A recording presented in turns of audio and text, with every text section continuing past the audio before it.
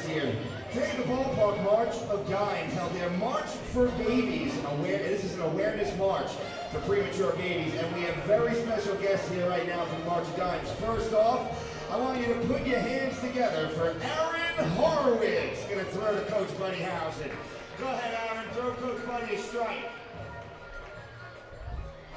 All right, another pitch up. You know what? He swung on that one, Aaron. He did. Good job. All right, fans, and now, Aaron's brother Jonah is going to throw his first pitch to Coach Bud Harrelson. When you're ready, Jonah, go ahead. Yeah, I could hear you. And there's a strike. Great job, guys, with today's first pitch.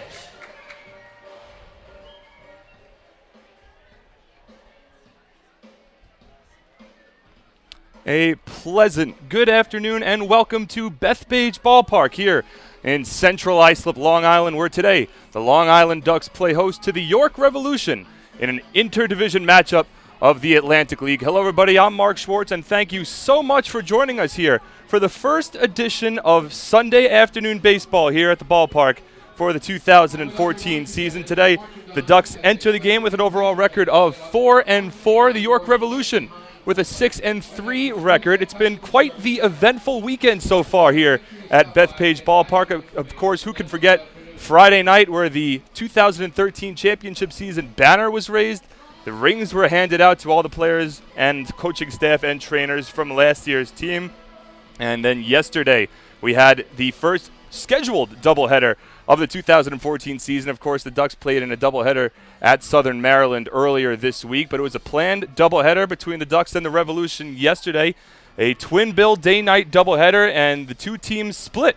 York took the first game by a score of 8-7, and the Ducks responded with an exciting come-from-behind win in Game 2 of the doubleheader yesterday, taking that one 4-3. We're going to go to the recaps for both of the games. First, for Game 1, it was an offensive explosion for both teams, especially in the early going of the game. Sean Garceau towed the rubber for the Ducks, and he went up against Jorge Martinez for the York Revolution, and York jumped out to an early 2-0 lead in the top of the first inning. Sean Smith led things off with a double to center field.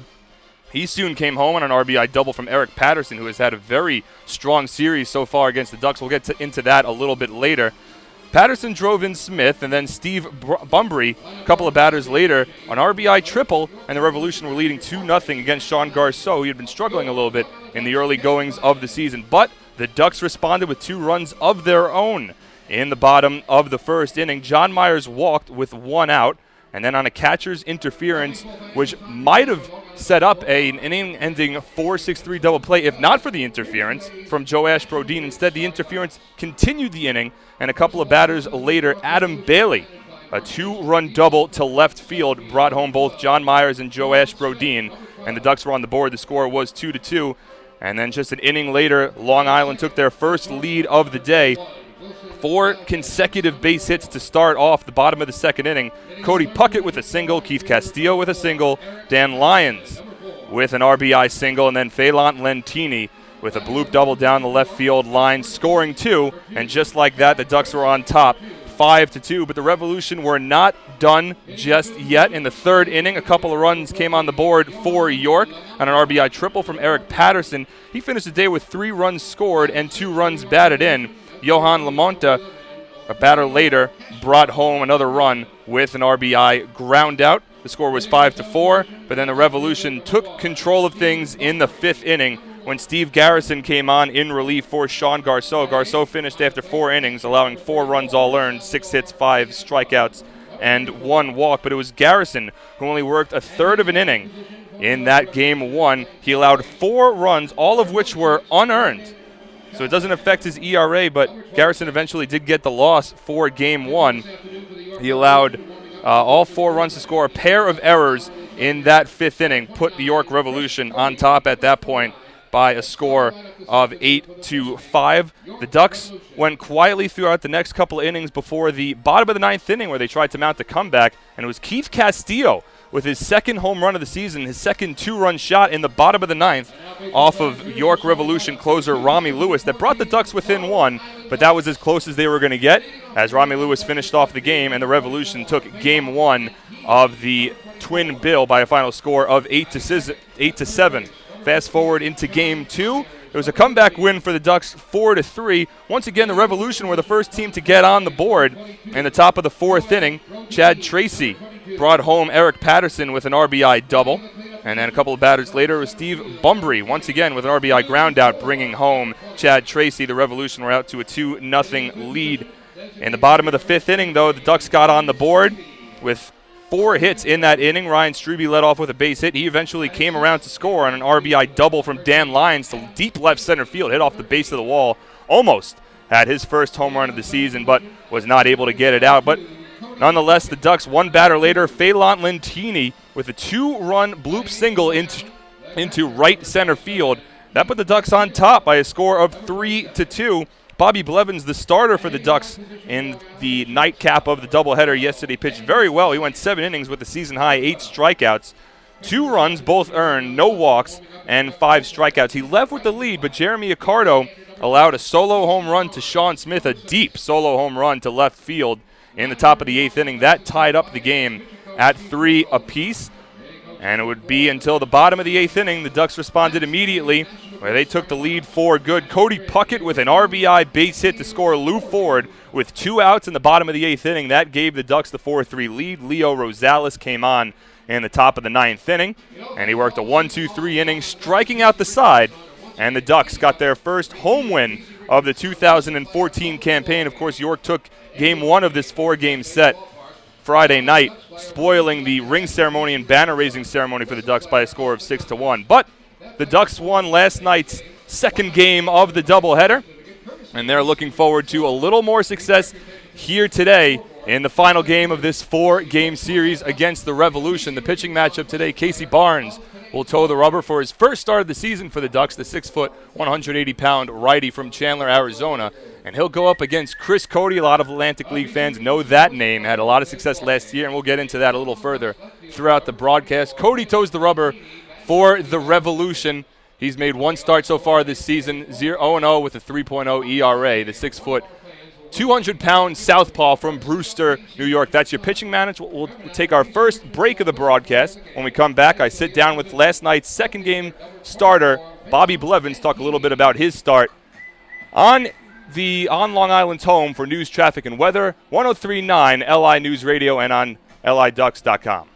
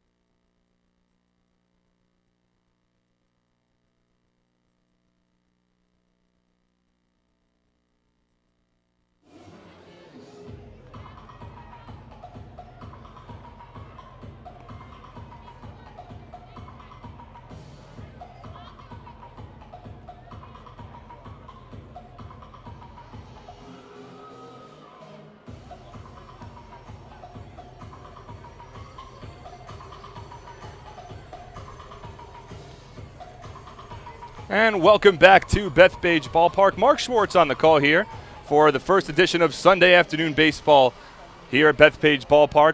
Ducks taking on the York Revolution. Earlier today, I got an opportunity to sit down with last night's second game doubleheader starter, Bobby Blevins. Blevins knew that he had to throw a decent amount of pitches because the Ducks, in fact, used 7 pitchers in the first game of the doubleheader. So going into last night, Blevins knew that he had to throw a good amount to get through the better part of the Revolution lineup, and we spoke with him a little earlier. All right, Bobby. Strong start yesterday in Game 2 of the doubleheader. 7 innings, 2 earned, 8 strikeouts, no walks. How do you feel about yesterday's start? It was good. I mean, the team really needed that. They go late in the game, you know, with a doubleheader in the last 4 games in the last 36 hours. So it's a tough one for the team. But, you know, I did my job is to keep the team in the game, go late in the game, and as long as we get a chance to win, that's all that matters. Were you told going into the game that, you know, hey, we're going to need you to extend yourself no matter what the situation really is? Nothing was said. I just could go out there every day. That's what I expect out of myself. You know, and just keep building from there and stay strong and stay healthy. And, you know, as long as keep the team in the game, give them a chance to win, that's my job. First home start of the season, coming back here at the Duck Pond. How did it feel to get back in front of the home fans? Oh, it's exciting. I mean, it's one of the best places to play. You know, the fans here are great. You know, family is close. It's an unbelievable place. Nothing better than coming out the first Saturday night game, fireworks, and getting a good team win like that. And hopefully that momentum carries into today, and we roll into the off day. How do you feel about your start as a whole? What pitches were working? What pitches you felt might need a little bit of improvement? Overall, you know, I left the ball up a little bit at the beginning, but you know, my fastball was pretty good yesterday. But then I tried to go through it, challenging them with that, and last as long as possible with my fastball. And then later in the game, I mixed in all the other stuff. Basically, I let the game dictate how I'm going to pitch. The hitters dictate everything, and you know, Brian and I were pretty much on the same page. If I shaked, he went right to my same thing that I wanted. But you know, it was pretty exciting, and obviously, just again, pitching in front of all these people here, and first game here Saturday night, it was just a lot of fun. Well, now this is your first season starting off with the Ducks compared to starting off with Rockland. Any difference in the mindset maybe entering the year now that you're here from the beginning instead of maybe coming at the end? No different in the mindset. I was just all my off-season preparation was a lot better. You know, I got started a lot earlier. I had the opportunity to go down for Florida for a little bit. But, you know, I love it here. This is the place I wanted to be from the beginning. You know, obviously the last couple of years I was in Rockland. I had no regrets there. It was close to home. But, you know, this is like another home for me, too, because it's an hour from home and got some family out here. But, you know, overall, this is the best league out there, and this is my best chance to move on, go somewhere, and pursue my dream. Well, you talk about it being the best league. How big is maybe the talent difference between the Can-Am League and the Atlantic League?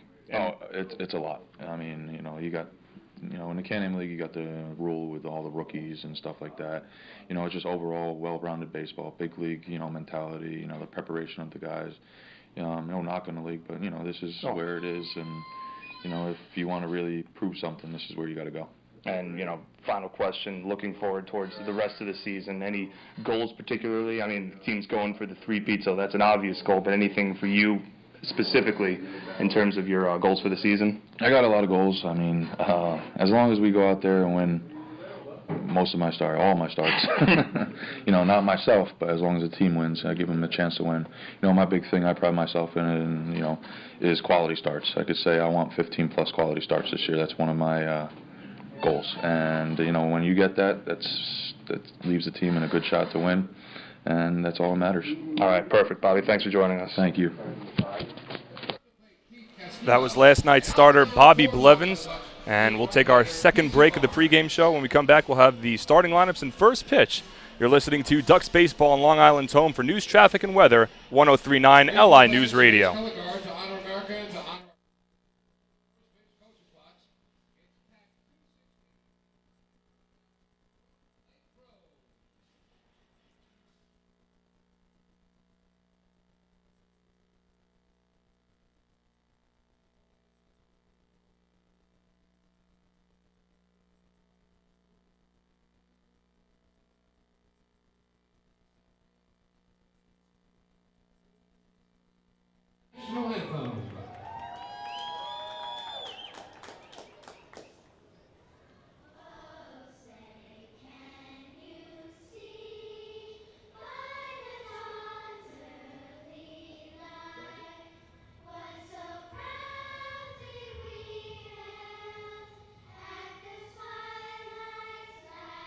Can I get one extra commercial? The anthem's going on right now.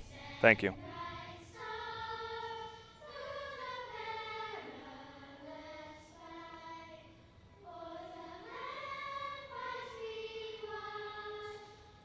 Perfect, thank you.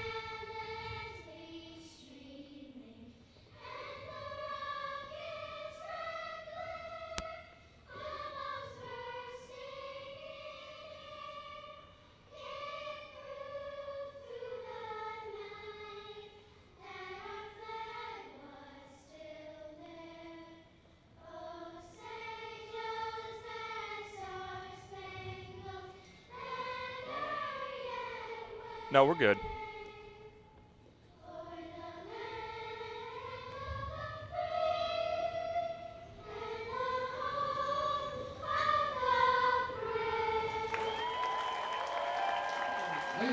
And welcome back to Bethpage Ballpark. As the national anthem concludes, we are about set for first pitch here between the Long Island Ducks and the York Revolution. Mark Schwartz once again on the call here on 103.9 LI News Radio. And you could also be listening to us on our official YouTube channel, youtube.com/DucksBaseball. You could also follow the link at liducks.com. About set for first pitch. So we'll set the defense for the Ducks here in the top of the first inning. Going around, starting in left field, Phelan Lantini, center field, Lou Ford, and right field, Adam Bailey. Behind home plate is Keith Castillo. At third base, John Myers. Shortstop, Dan Lyons. Second base, Cody Puckett. At first base, it's Joash Brodeen. And once again, on the mound for the Ducks, making his first start of the season, his fourth appearance of the season, is the 6-foot, 180-pound righty, Casey Barnes. So far this season with the Ducks, Barnes is 0-1 with a 4.15 ERA in his 3 appearances. 4.1 innings of work so far. 4 strikeouts, 3 walks, and 3 hits. And he'll be going up against the York Revolution lineup tonight that reads Sean Smith leading things off. He'll be in center field. Wilson Valdez batting second. At shortstop, Eric Patterson. In right field batting third. Chad Tracy batting cleanup for the Revolution. He'll be at first base. Johan Lamonta, the designated hitter for the Revolution tonight, batting fifth. Ophelio Castro will be at third base batting sixth. Steve Bumbry batting seventh. He'll be in left field. Salvador Paniagua will be behind home plate for the Revolution. He leads York in batting so far this season, batting eighth. And Brandon Chavez rounds up the order for York, batting ninth. He'll be at second base. Slight overcast here at Bethpage Ballpark today. The wind blowing straight out towards right field. It was blowing out last night, and we saw a pair of home runs and a lot of balls that were hit well that kind of got caught up in the wind and carried maybe a little further than you would have originally anticipated off the bat. So it looks like we've got some wind blowing out once again. Slight overcast. Roughly about 60 degrees as we get set for first pitch. So a little breezy, a little cool, but nothing that a little windbreaker or light jacket wouldn't solve, as we have the fans continuing to trickle in. Today's promotion was presented by Newsday, as they're presenting back-to-back championship autograph books to the first 1,500 fans in attendance. We have more than 1,500 in here so far, and they'll continue to trickle in throughout the afternoon. But we're getting set for baseball here. On May the 4th, it is officially National Star Wars Day. So may the 4th be with you, and that will be my last reference to official National Star Wars Day throughout the remainder of the broadcast. To all Star Wars fans, I apologize, and then to all Star Trek fans, you're welcome. Casey Barnes will work from the windup as the infield plays back, and Sean Smith, batting right-handed, will start things off. The first pitch of the ball game is a fastball taken upstairs, a little inside, 1-0. Barnes brought into the Ducks, thought of more as a long reliever this year, but he has a lot of starting experience throughout his career, as the 1-0 fastball at the knees for a called strike, 1-1. He's actually started all of his games in his professional career before coming here with the Ducks. He's made 3 relief appearances so far. Today is his first start. The 1-1 to Smith is fouled off down the first base line, out of play. A couple of fans fight for the ball. And the count moves to 1-2 strikes. The Ducks wearing their home orange tops with the white pinstripe bottoms, black hats with the orange brim. The Revolution in their road grays with gray pants, navy socks, and navy caps. A little bit of gold and blue trimming for the Revolution as Smith swings and misses at the fastball. And Casey Barnes has his first out of the game. It's his first strikeout of the game. 1 away here in the top of the first inning. And the former major leaguer, Wilson Valdez, will step to the plate. Valdez this season, a .308 batter, no home runs, but 7 runs batted in for the former major leaguer, leading the team in RBI. Batting from the right side of the plate against the righty Casey Barnes. Talking with pitching coach Steve Kuchholt before the game, said that Barnes will be on a little bit of a pitch count, a little bit of an innings limit. as the fastball at the knees for a called strike, 0-1. Said he'll be working roughly around 50 pitches and roughly around 3 innings today, as he's asked to make the spot start. Matt Way will start the next game for the Ducks on Tuesday against Lancaster. Fastball misses outside from Barnes. 1 ball and 1 strike to Valdez. No score, top of the first inning between the Ducks and the Revolution. Barnes works from the windup. The 1-1 misses inside. Deflects off of Keith Castillo's glove and bounces towards the first base dugout. 2 balls and 1 strike to Valdez. So Barnes working on that rough 3-inning limit, but talking with pitching coach Steve Foucault, if Barnes breezes through the beginning stages of this game, no reason he can't go 4 as Valdez chops the fastball foul. And the count moves to 2 balls and 2 strikes. KC sports really 3 pitches of note when he's on the mound. He's got a fastball that'll reach anywhere from the high 80s to the low 90s, has a changeup and a curveball. Expect to see all 3 on full display here today in his first start in the Atlantic League. The 2-2 is lined back up the middle, and that's going to drop for a base hit in front of center fielder Lou Ford, and the Revolution have their first base hit of the ball game. Ball left a little over the middle, and Valdez was able to hit that ball right back from where it came. So he'll lead off of first base, and Eric Patterson will be the batter for the Revolution, batting third today.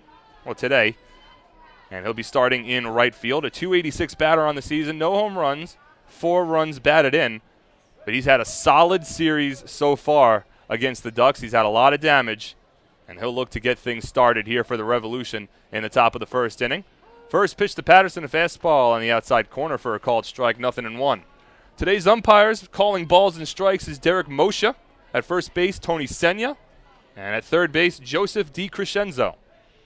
Barnes works from the stretch for the first time tonight, with Valdez taking a conservative lead off of first base. Looks over his left shoulder, kicks and fires. The changeup misses low and outside. 1 ball and 1 strike. Patterson so far in this series, 6 for 12. 2 triples, 3 doubles, 3 runs batted in, and 4 runs scored. He has been a catalyst for this York Revolution offense, specifically in this series.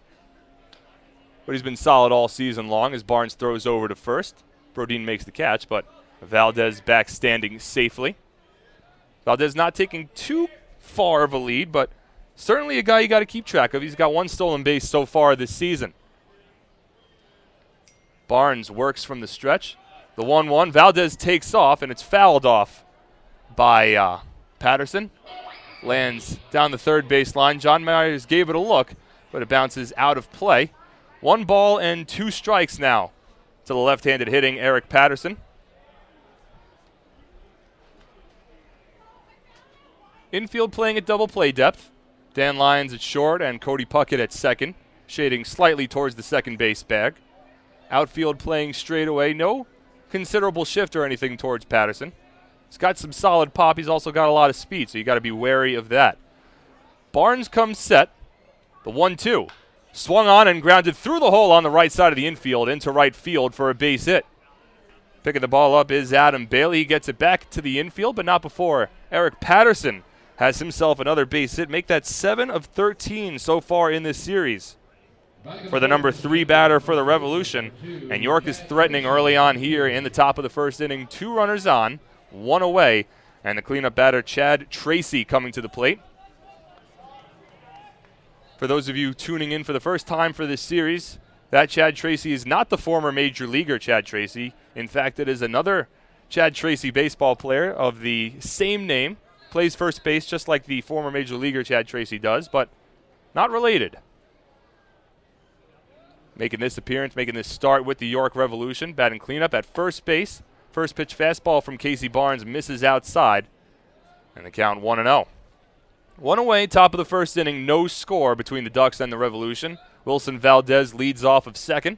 Eric Patterson with a nice size lead off of first. Joash Brodin not holding on Patterson at first. He's playing behind him. So Patterson can take as far a lead as really he wants. As that fastball swung on and missed by Chad Tracy. 1 ball and 1 strike. Tracy a 185 batter so far this season.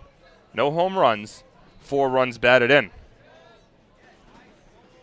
Barnes finds himself in a little bit of a jam here in his first start with the Ducks.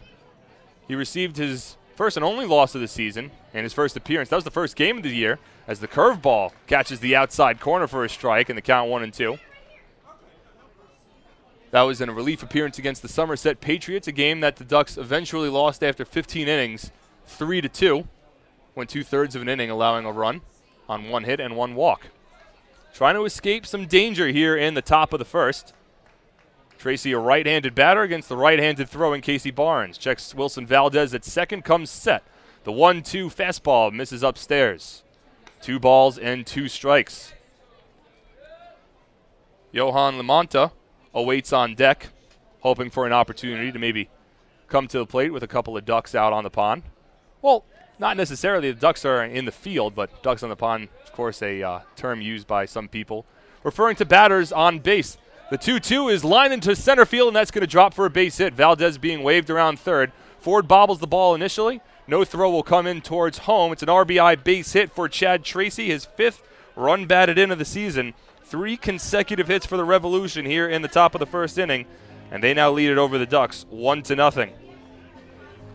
Patterson moves on to second base. And the Revolution, for the 4th consecutive time in this series, score first.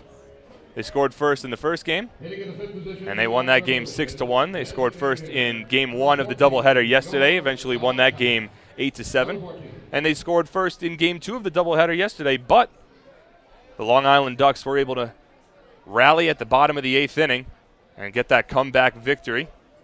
As the first pitch now to Johan Lamonta. Check swing on a fastball upstairs. Didn't go around, says the third base umpire Joseph DiCrescenzo. So 1 ball and no strikes to Lamonta.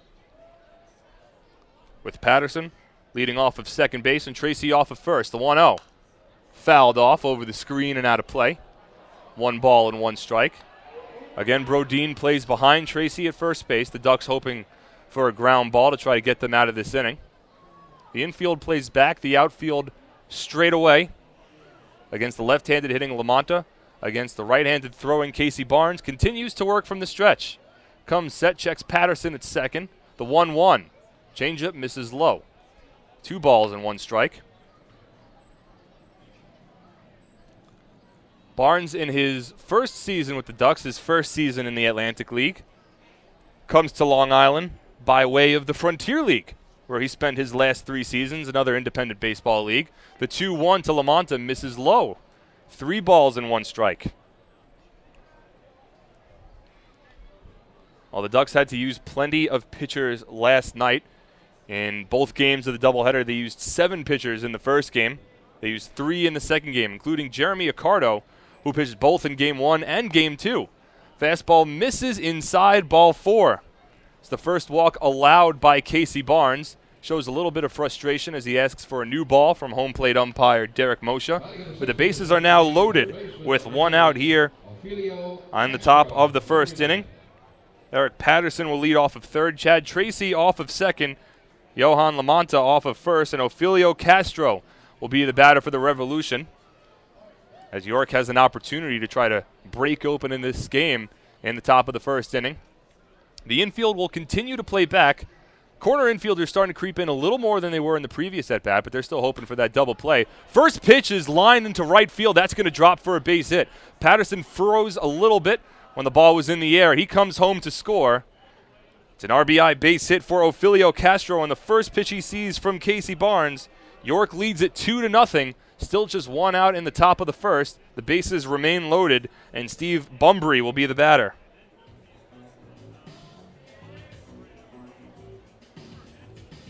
Not the first inning that Casey Barnes was looking for, and pitching coach Steve Foucault will walk out to the mound and talk things over, try to settle down the 6-foot righty. Castro going first pitch there, maybe expecting a first pitch fastball after Barnes had walked the previous batter, Johan Lamonta, on 5 pitches. Worked out well for Castro. It's his 3rd run batted in of the season. He entered today's ball game batting .292 on the year. But here comes Steve Bumbry, and Bumbry has been involved in plenty of the rallies for the Revolution so far in this series. so far 2 for 9. He's got a double and a triple and 2 runs batted in this series. Overall in the season, a .263 batter, no home runs, and 2 runs batted in. So those 2 RBI both coming against the Long Island Ducks. The bases loaded and 1 out here in the top of the first inning. York already leading the Ducks 2-0. 2 runs on 4 hits for the Revolution here in the top of the first. Barnes works from the stretch. The first pitch to Bunbury is a curveball taken in the dirt. A nice block made by Keith Castillo, and the count 1-0. Barnes struck out Sean Smith to begin the inning before Wilson Valdez singled to center. Eric Patterson singled on a ground ball that got through on the right side into right field, as the 1-0 is fouled off by Bunbury down the left field line out of play, 1-1. After Patterson singled, Chad Tracy singled to bring home Wilson Valdez. That was the first run of the ball game. Johan Lamonta then walked, and Ophilio Castro on the first pitch he saw from Barnes singled into right field. That's been the first inning so far for Casey Barnes, and he works against Steve Bunbury, left-handed batter here. The 1-1 check swing. Did he go around? No, says the third base umpire, Joseph DiCrescenzo. The count moves to 2 balls and 1 strike. Keith Castillo, the catcher for the Ducks today, kind of bobbled that ball a little bit. It's tough to tell from this angle whether Bunbury went around. Of course, DiCrescenzo has a much better angle at it than we do. So 2 balls and 1 strike to Bunbury. Barnes trying to limit the damage here in the top of the first inning. 2 runs already on the board for the Revolution. Bases loaded. Barnes works from the stretch, and the 2-1 is fouled off down the left field line out of play once again. 2 balls and 2 strikes now. Tracy leads off of third, Lamonta off of second, and Ophilio Castro off of first. The infield continues to play back, hoping for a ground ball to try to induce a double play. Bunbury with solid speed at the plate, bats from the left side of the batter's box. Barnes comes set, the 2-2 pitch. Swung on and missed, strike 3. A big strikeout there for Casey Barnes, his second strikeout of the inning. 2 away now in the top of the first inning, and the dangerous Salvador Paniagua will be the batter. He leads the Revolution in batting so far this season with a .360 average in 7 starts. He's got 1 home run and 5 runs batted in. He's been one of the more dangerous batters in the Revolution lineup so far this season, and he comes up in a big spot here in the top of the first. First pitch to Paniagua swung on and missed out in front of a changeup. And the count now 0 balls and 1 strike. Crowd continues to file in here at Bethpage Ballpark. Had a great weekend of attendance with a lot going on, and the Ducks are hoping to continue that here today. The 0-1. Fastball misses low and outside, 1 ball and 1 strike. 5,509 fans came out for the banner raising ceremony and the ring ceremony Friday night at Bethpage Ballpark. Yesterday, Game 1, 4,132 fans, and in Game 2, 5,513. The 1-1 to Paniagua, a curveball taken in the dirt outside, 2 balls and 1 strike. Another strong block made there by Keith Castillo, holding Chad Tracy at third base. Castillo's made a couple of nice blocks on a couple of curveballs in the dirt from Casey Barnes so far here in the top of the first inning, helping out at the defensive end to try to limit the damage. The 2-1 to Paniagua, fastball outside corner for a called strike. And the count moves to 2-2. Deuces wild here. Our first Deuces wild of the afternoon. 2 balls, 2 strikes, and 2 outs here in the top of the first inning. York already leading 2-0. Bases loaded. Casey Barnes trying to work out of a jam. He'll come set. The 2-2 pitch. Check swing. Did he go around? Yes! Says first place umpire Tony Senya. Casey Barnes gets his 3rd strikeout of the inning, and he escapes the jam, but not before he allows 2 runs on 4 hits, no errors, and 3 runners left on. After the top of the first inning, the Revolution lead the Ducks 2-0 on your home, on Long Island's home for News, Traffic, and Weather, 103.9 LI News Radio.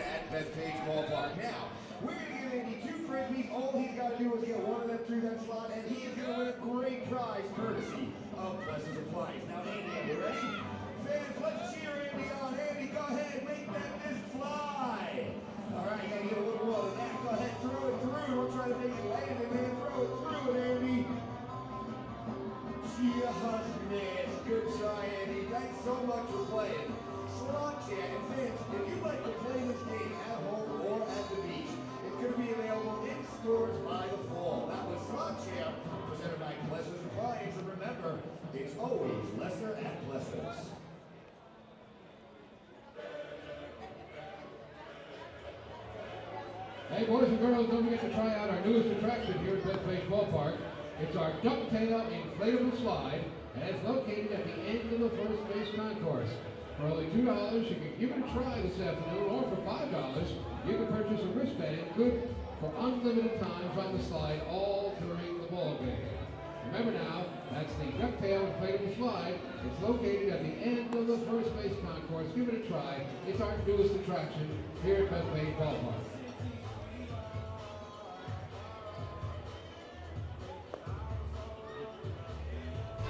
The Ducks and Municipal Credit Union have teamed up this season to present the Walk with a Purpose promotion.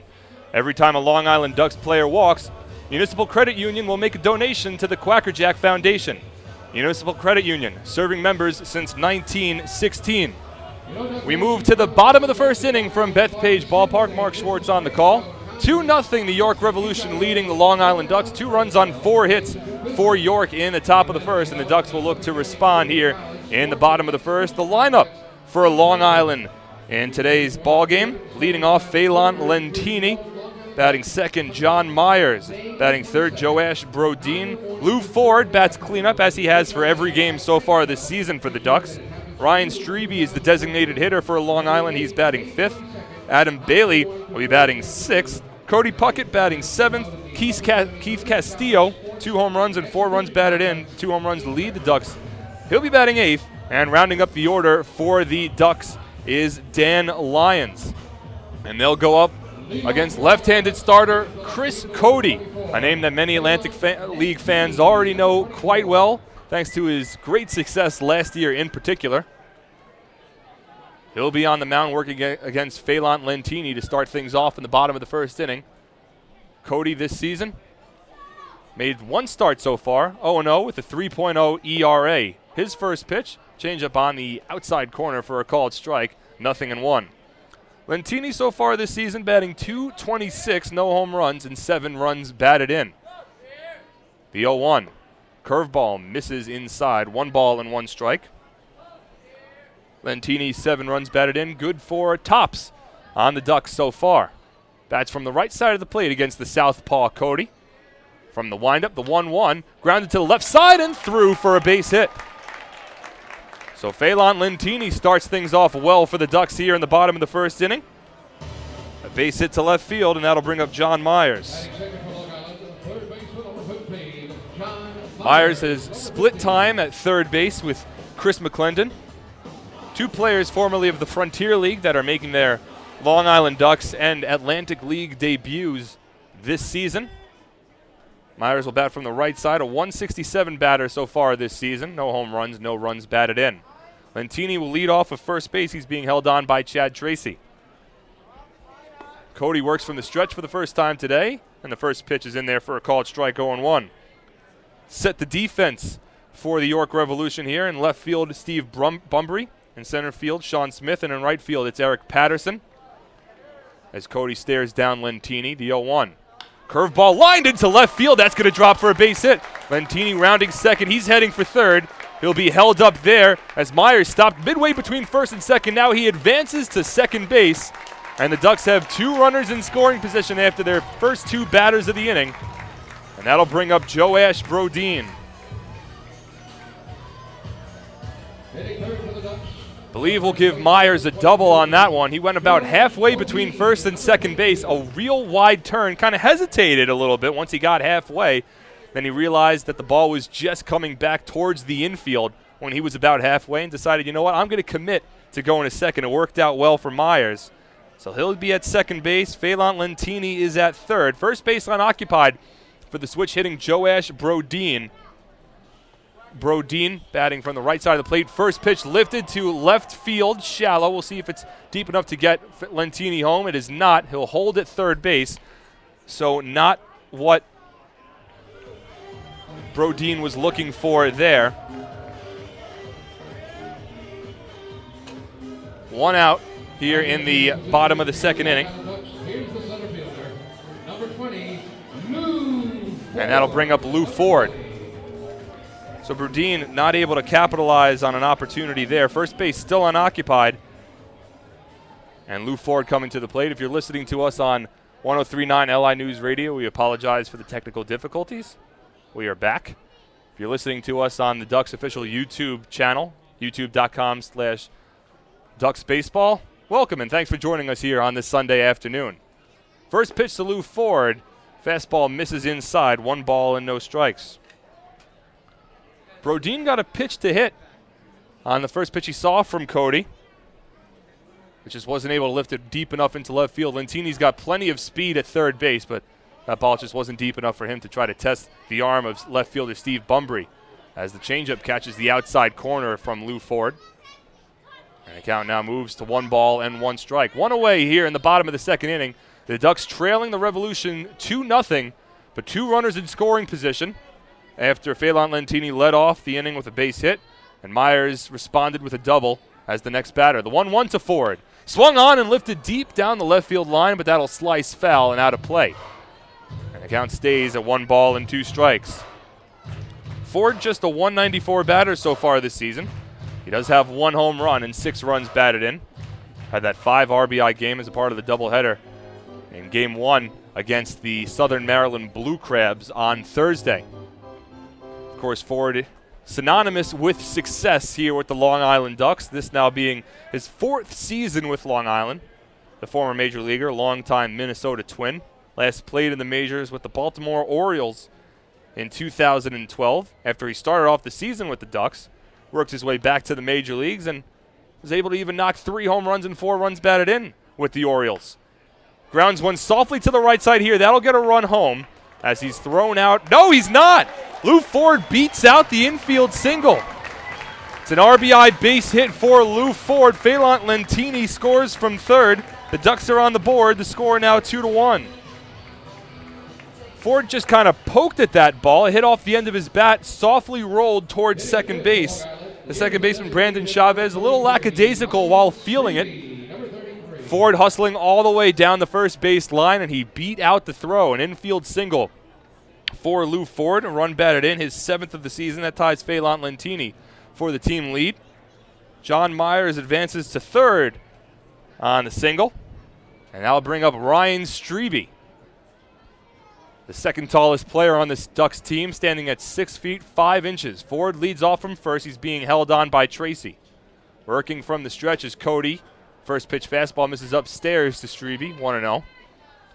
Not an easy task to miss upstairs to Ryan Strebe, considering his height, standing at 6'5". Of course, the second tallest to Brett Lorin, the reliever for the Ducks, who stands at 6 feet 7 inches. Cody works from the stretch, checks Ford at first, and he'll throw over. A soft throw. Looked like he was a little indecisive on that throw over, but nonetheless decided to throw over. Ford back standing safely. John Myers leads off of third. 3 hits already in the inning for the Ducks after the Revolution put up 4 hits in the top of the first. Runners on the corners, 1 away. Strebe, right-handed batter against the southpaw. The 1-0 fastball in there for a called strike, 1-1. Strebe, a .259 batter so far this season. No home runs, but 4 runs batted in. Began the season on a 5-game on-base streak in which he had hits in 4 of those 5 games. Found a little tougher times here in this Revolution series, but has an opportunity to help the Ducks out here. Chops one foul, and the count moves to 1 ball and 2 strikes. Strebe 1 for 10 in this series with a run scored and a walk, but had a solid game in the back end of the doubleheader last night. Went 1 for 3 with that run and with that walk.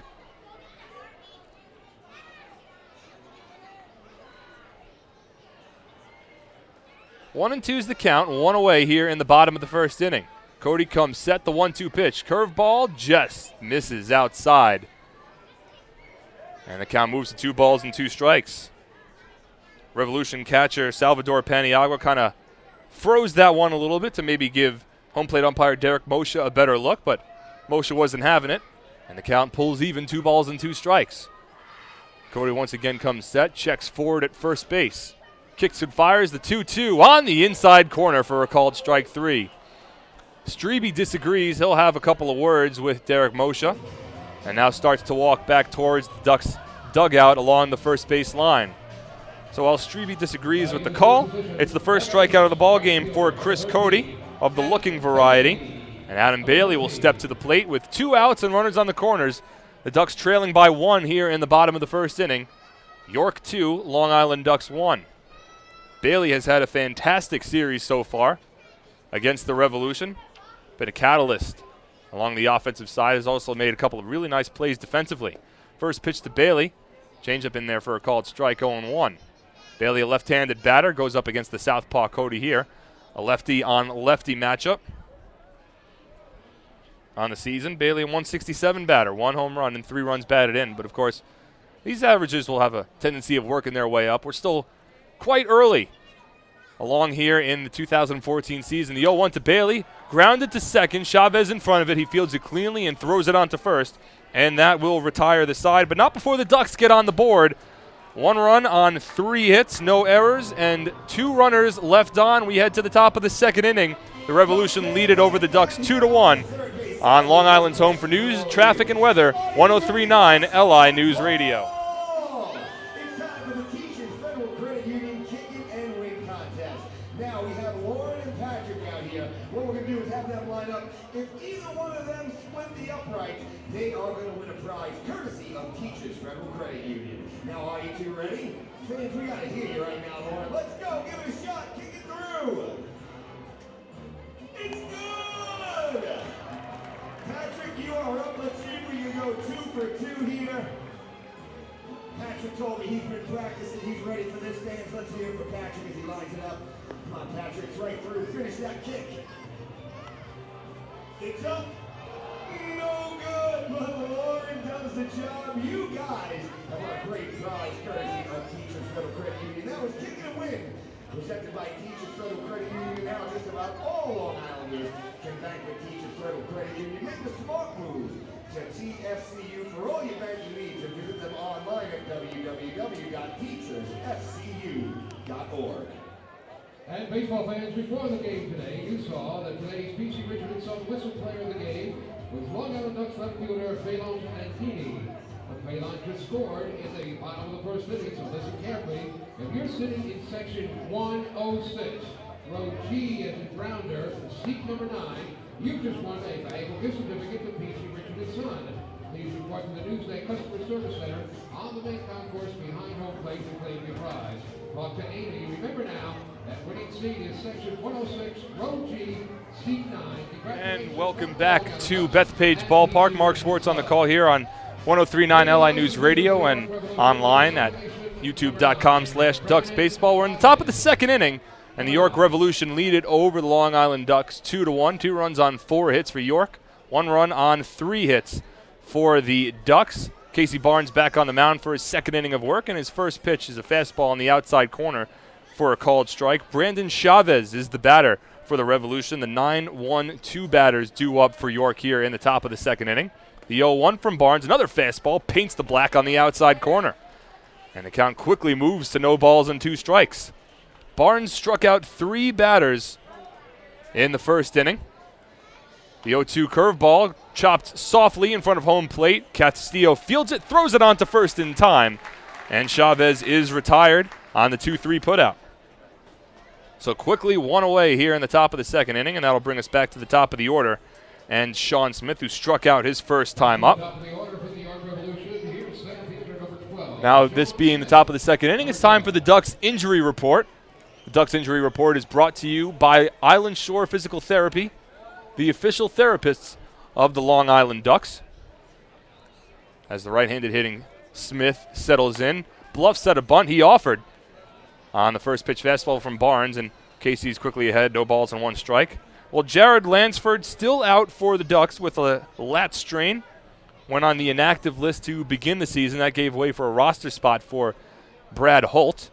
The 0-1 to Smith swung on and missed out in front of a curveball, and Barnes quickly ahead, no balls and 2 strikes. But good news on the Jared Lansford front, as he's expected tentatively scheduled to start Saturday's ball game next Saturday at Lancaster.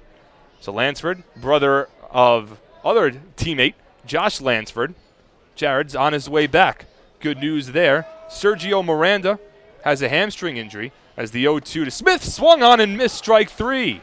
The 4th strikeout of the ball game for Casey Barnes. The second time he struck out Sean Smith. quickly 2 away here in the top of the second inning, and that'll bring up Wilson Valdez.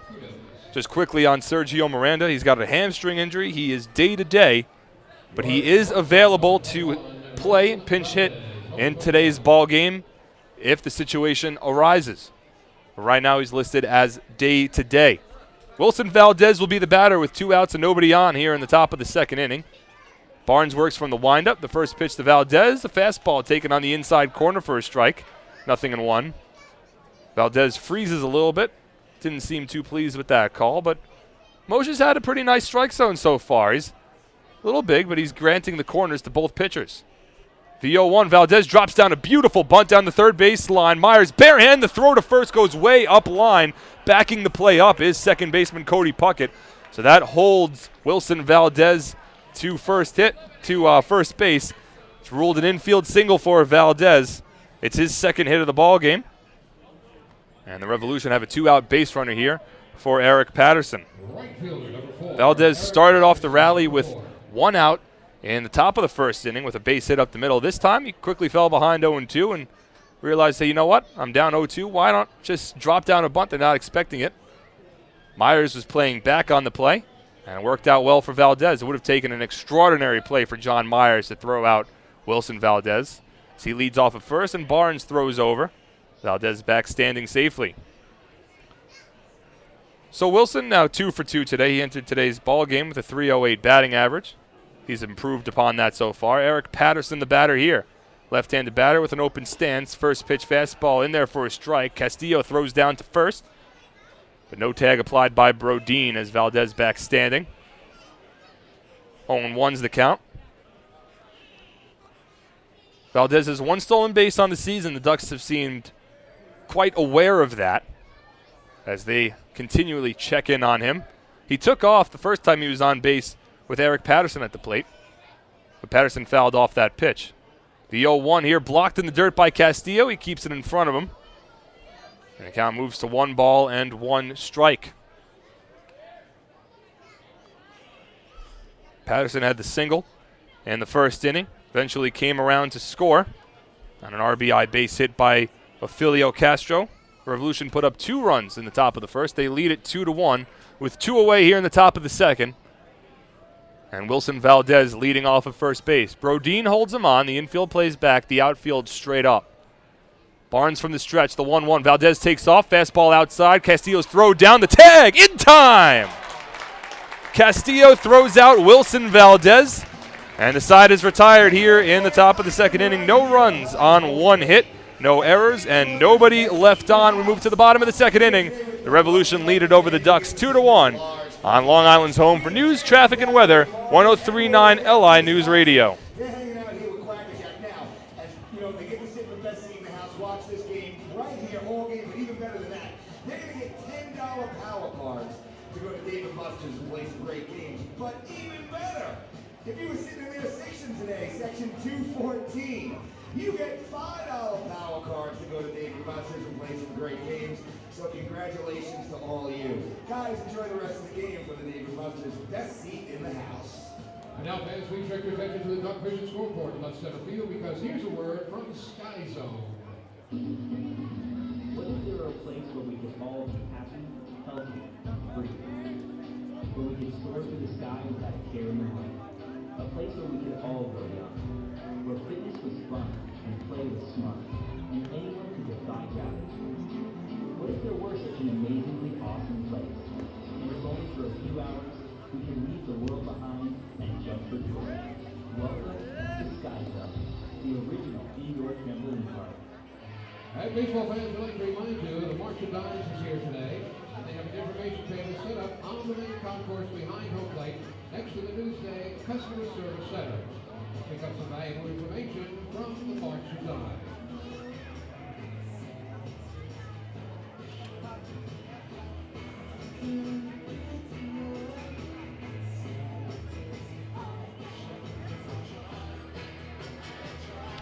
Welcome back to Bethpage Ballpark. Mark Schwartz here on the call on 103.9 LI News Radio and YouTube.com/Ducks Baseball. We move to the bottom of the second inning. York Revolution lead it over the Long Island Ducks 2-1. 2 runs on 5 hits, no errors for York. 1 run on 3 hits, no errors for the Ducks. For Long Island here in the bottom of the second inning, it'll be the bottom of the order. Cody Puckett will lead things off, followed by Keith Castillo and Dan Lyons. Puckett, a right-handed batter, will settle in against the southpaw Chris Cody, back on the mound for his second inning of work. Puckett, a .267 batter so far this year. No home runs, 3 runs batted in. Slight open stance from the right side. Cody works from the windup, and the first pitch fastball is in there for a called strike, 0-1. Bottom of the second inning means it's time for the out-of-town scoreboard. All 8 teams in the Atlantic League currently in action. The 0-1 to Puckett, a curveball that wraps around home plate, missed outside. 1 ball and 1 strike. Of course, York leads here 2-1. Another action in the Atlantic League, the Somerset Patriots and the Lancaster Barnstormers tied at 1 in the bottom of the 4th inning at Clipper Magazine Stadium as Puckett grounds one sharply to short, fielding it cleanly as Valdez is throw to first in time, and Puckett is retired, 1 out in the bottom of the second inning. Keith Castillo will now come to the plate. Castillo had a 2-run homer in the bottom of the 9th inning in Game 1 of yesterday's doubleheader. Did not play in Game 2. That was Brian Peacock who got the start behind home plate. Castillo and Peacock so far this season have really split time as the primary backstops for the Ducks. First pitch to Castillo, fastball on the outside corner for a strike, 0-1. It's been a pretty even time split, but Castillo trying to assert himself a little more offensively. He's got 2 home runs to lead the team, along with 4 runs batted in. The 0-1 to Castillo swung on and missed, and he quickly falls behind, no balls and 2 strikes. His 2-run home run in the bottom of the 9th inning in Game 1 brought the Ducks back within 1. It was 8-7 after his 2-run shot. As the 0-2 to Castillo swung on and missed strike 3. A little out in front of a changeup. Quickly 2 away here in the bottom of the second inning. The second strikeout of the ball game for Chris Cody. And Dan Lyons will step to the plate. Lyons rounding up the order for the Ducks, as he has all throughout this season.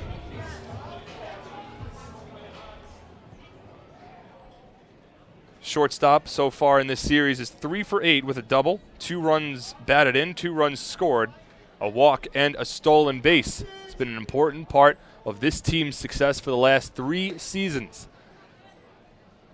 Fastball misses outside to Lyons to start off the count, so 1-0. Lyons, one of 3 active players that was voted by the fans into the Ducks Flock 15 team. Fastball in there for a strike, 1-1. Of course, this being the 15th season of Ducks baseball here in Central Islip. Before the season got underway, fans had an opportunity to vote at the Ducks official team blog, quackofthebat.com, to vote for who they thought best represented the 15 years of Ducks baseball. 1-1 on the outside corner for a called strike, 1-2, with 2 away here in the bottom of the second inning. York on top, 2-1. Lyons was voted in as the top shortstop in the Ducks' 15 seasons of professional baseball. The other 2 active players voted in. Lou Ford was one, John Brownell the other. Fastball just misses inside, and the count runs even, 2 balls and 2 strikes. 3/4 of the infield for the Revolution, along with Chris Cody, started walking back towards their dugout along the third baseline. That they thought that was strike 3.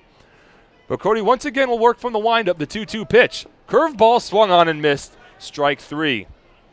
Cody strikes out a pair in the bottom of the second inning. The Ducks go down in order, no runs, no hits, no errors, and nobody left on. We move to the top of the third, with the Revolution leading 2-1 on Long Island's home for news, traffic, and weather, 103.9 LI News Radio.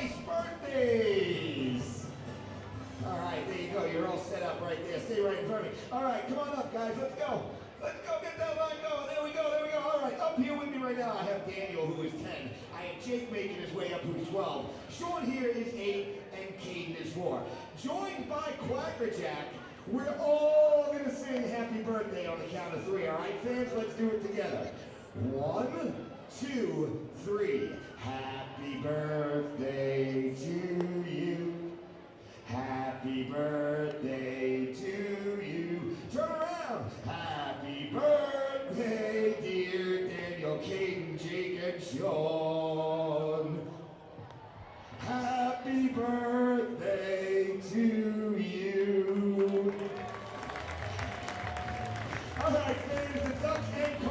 would like to wish a very happy birthday and congratulations to the rest of the fans in attendance celebrating special occasions today. Turn your attention to the Duck Vision scoreboard out there in left field. You'll see anybody here that is celebrating with us. And if you are celebrating, happy birthday or happy anniversary.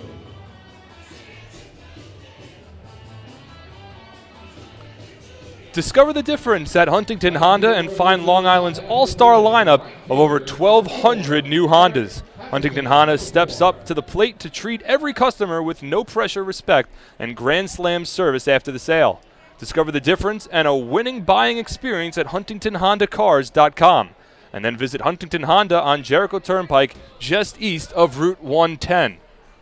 Top of the third inning here at Bethpage Ballpark. First pitch from Casey Barnes misses outside to Eric Patterson in the count 1-0. The York Revolution leading 2-1 over the Long Island Ducks. Barnes works from the windup and the 1-0 misses upstairs, 2 balls and no strikes. Patterson was up at the plate when the inning ended in the top of the second for the Revolution when Wilson Valdez was thrown out trying to steal second. It was the first time all season long that a Revolution has been thrown out along the base paths. The 2-0 misses outside from Barnes, and he falls behind Eric Patterson, 3 balls and no strikes. Barnes has allowed 2 runs to this point through the first 2 innings on 5 hits. Also has 4 strikeouts. But he walks Eric Patterson here on 4 pitches to begin the top of the third inning. It is the second walk allowed by Casey Barnes here tonight. First base number 2. So a leadoff base runner on for the Revolution for the first time this afternoon. And that'll bring up Chad Tracy, who singled to center field his first time up. It was an RBI base hit that gave the Revolution the first run of the ball game. Realized that during the last inning I never actually finished the out-of-town scoreboard as we had a pretty quick inning. First pitch to Tracy misses high and inside, 1 ball and no strikes. Other scores from out of town, the Southern Maryland Blue Crabs on top of the Bridgeport Bluefish 3-0, moving to the bottom of the 4th inning at the ballpark at Harbor Yard. And the Camden River Sharks leading the Sugarland Skeeters 4-0 in the bottom of the 1st at Campbell's Field. Curveball misses low to Tracy. The count moves to 2-0, and Casey Barnes has thrown 6 consecutive balls to begin the top of the 3rd inning. As we mentioned at the outset of this broadcast, talking with pitching coach Steve Foucault before the game, said that Barnes was working on about a 50-pitch limit, roughly, give or take, but it was more likely going to be just a 3-inning limit. The 2-0 in there for a called strike, 2-1. We're in the 3rd inning, and the Ducks hoping that Barnes could get through this inning and then hand it off to the bullpen. Likely the first man out of the bullpen will be Fernando Hernandez, but we'll see once that becomes official. Eric Patterson leads off at first. Barnes throws over, and Patterson dives back in safely. Patterson's got some wheels on him. He's got 1 stolen base on the season, but certainly has the potential for putting up a decent amount more. Conservative lead from first base, though, not too deep. The 2-1 changeup misses low and inside, 3 balls and 1 strike. The wind continues to blow out here at Bethpage Ballpark, just as it did yesterday. It's blowing out with quite the velocity. The flags down the right field line are blowing full steam ahead, straight away from the ballpark, as this one's lifted to left center field fairly deep. Lou Ford going back towards the warning track. He reaches up, and he can't make the play. It bounces away from him. Moving on to third base is Eric Patterson. He's being waved around home. The relay throw comes to Dan Lyons. He bobbles it. Scoring from first base is Eric Patterson, and sliding in safe at third base with a triple is Chad Tracy.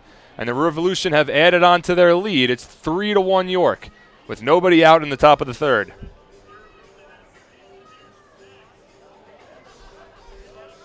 Well, almost right on cue, Tracy put a ball into the air, and that ball just kept carrying and carrying. Lou Ford plays a tremendous center field, but wasn't able to track that one down. It bounced short-hopped against the All-Island Mason supply sign just to the left of the batter's eye in deep left center field. Pretty much anywhere else in the ballpark, and Chad Tracy has his first home run of the season.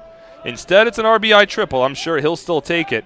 He'll lead off at third base with nobody out, and the batter is Johan Lamonta.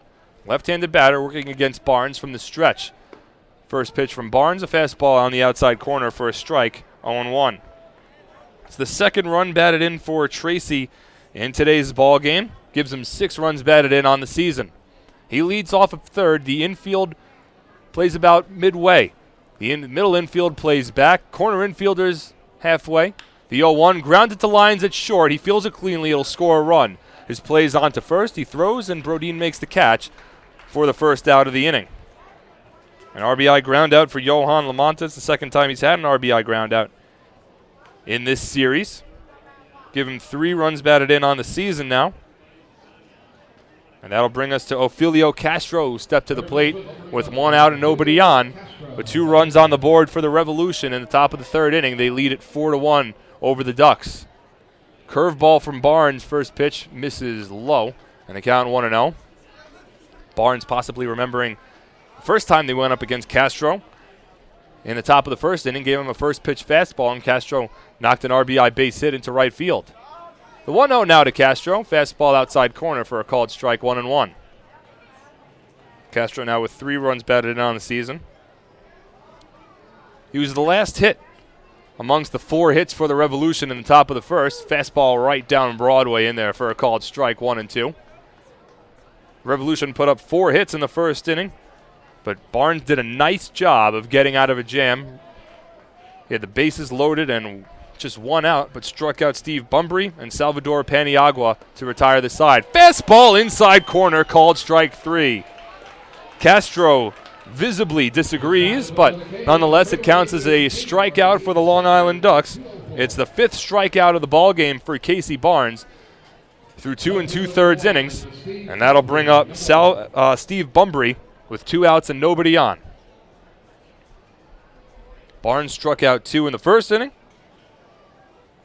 Sorry, that's the, he struck out 3 in the first inning, 1 in the second inning, and 1 so far here in the third. He'll work from the windup. The first pitch to Bumbry misses low for a ball, 1-0. John Myers playing right at the edge of the infield grass at third base. Rest of the infield playing back. The 1-0 to Bumbry, grounded down the first base line. It rolls foul, despite Brodin playing it on a couple of hops. And the count moves to 1 ball and 1 strike. Continued overcast here at Bethpage Ballpark also. 60 degrees was the game time temperature, but might feel a little cooler than that with the wind running through the ballpark. Nonetheless, a good amount of fans in attendance to support the Ducks. The 1-1 to Bumbry, misses low. Nice block made by Keith Castillo. Count moves to 2 balls and 1 strike.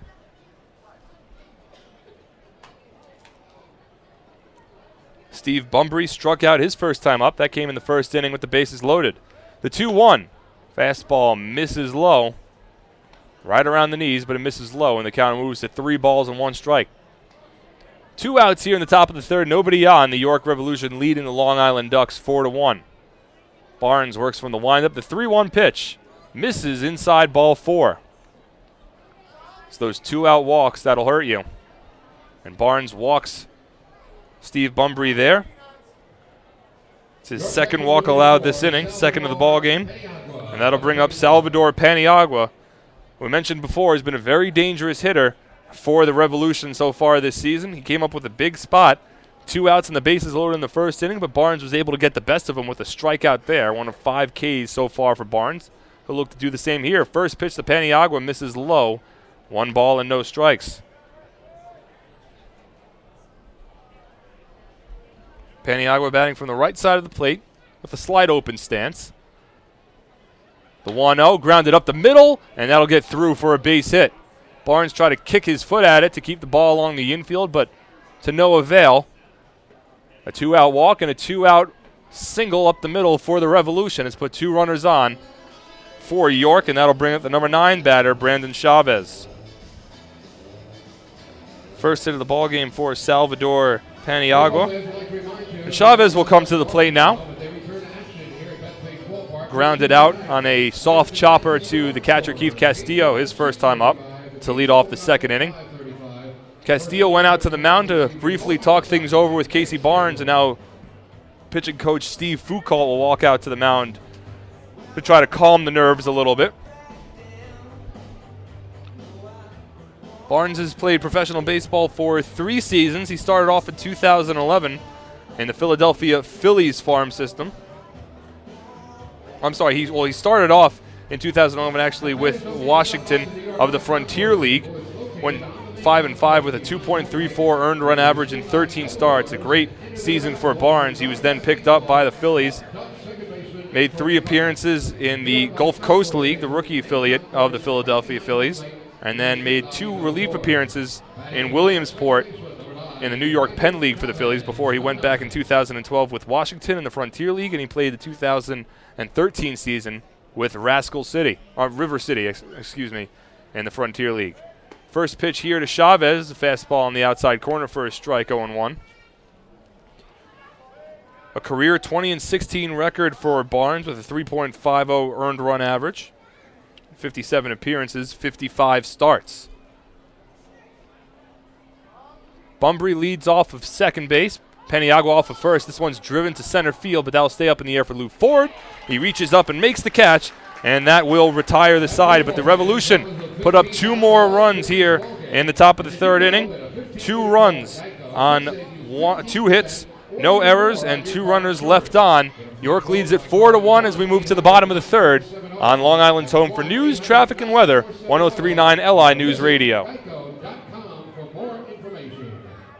All right, fans, speaking of Geico, I'm down here out in left field on the third base side of the field with Rob. He's going to be participating in the pig toss presented by Geico. That's right, we are going to make pigs fly. Our promo staff over there, led by our professional pig flanger, Jordan, is going to fling them in the air. All he has to do is catch 2 in 30 seconds or less, and he will win. Are you ready? Fans, cheer him on your mark. Get set, go! All right, Jordan, pull it back. He's got it. Jordan's feeling it today. Oh, just a little bit short. Good try. You stay there. I'm moving. Oh, 20 seconds. Next 2 are yours. Oh, almost. Good effort, Rob. He made a pig fly. There's another one flying. Great job, Rob. By catching 2 of those flying pigs, you won a prize courtesy of Geico. That was the pig talk presented by Geico, where a 15-minute call can save you 15% or more on your car insurance. And fans, if you think you have what it takes to pitch for the Long Island Ducks, well, while you're here this afternoon, prove it to us. All you have to do is head on down to the end of the first base concourse and try out the Long Island Ducks fast pitch game. Now, for just $2. Hey, Ducks fans, the final out of the top of the 3rd inning was the 15th out of today's ballgame. Did you know that a 15-minute call to Geico could save you 15% or more on your car insurance? Get a free quote today. Call 1-800-947-AUTO. That's 1-800-947-AUTO. Or visit geico.com. We move to the bottom of the 3rd inning at Bethpage Ballpark. Mark Schwartz on the call on 103.9 FM LI News Radio and on the Ducks official YouTube channel, youtube.com/LI Ducks. The Revolution lead it over the Ducks 4-1. 4 runs on 7 hits, no errors for York. 1 run on 3 hits and no errors for the Ducks. It'll be the top of the order for Long Island. Phelan Lentini leads things off. First pitch fastball from Chris Cody misses upstairs, and the count is 1-0. Lentini started off the bottom of the 1st inning for the Ducks with a base hit into left field. Eventually came around to score the Ducks' only run so far. Change up on the outside corner for a strike to Phelan. And the count now 1-1. Lentini, the independent baseball all-time stolen base leader, as he rips another base hit down the left field line over the outstretched glove of the 3rd baseman Ophelio Castro. Lentini rounds first, heading for second. He will arrive standing safely with a leadoff double. And the Ducks are in progress once again here in the bottom of the 3rd inning. They have a runner at second and nobody out for John Myers. Both times that Phelan Lentini's been at the plate today, he's ripped base hits down the left field line. In the 1st inning, it was for a single. This time, it's for a double. And he'll lead off of second base for John Myers, who doubled down the left field line as well his first time up back in the 1st inning. Was eventually stranded at 3rd base. Ducks put up 1 run in the bottom of the 1st. They trail 4-1. Lentini with a nice-sized lead off of second base. Cody checks him. First pitch, Myers swings, and Grounds one softly to short. Valdez with the tough hop makes the throw on to first, and a nice pick by the first baseman, Chad Tracy. Lentini had to hold at second base, and Myers grounds out on a 6-3 putout, one away in the bottom of the third inning, and that'll bring up Joash Brodin. Brodin, number 22. Myers put a nice cut on that one, but it looked like it hit towards the beginning of the barrel a little bit, and it almost handcuffed Valdez at short. He was thinking about charging in and trying to make the catch on the fly, but Lentini was leading off of second base and was kind of in his way. So instead he played it on a hop, threw it on to first, and a nice pick by Chad Tracy retired Myers. First pitch now to Joash Brodin is a fastball in there for a called strike, 0-1. Brodin flew out to shallow left field his first time up. 0-for-1 on the afternoon. Lentini leads off of second. Cody works from the stretch. Gives a long look to Phelan. Now the 0-1. Misses inside. 1 ball and 1 strike. Lou Ford awaits on deck, hoping for an opportunity.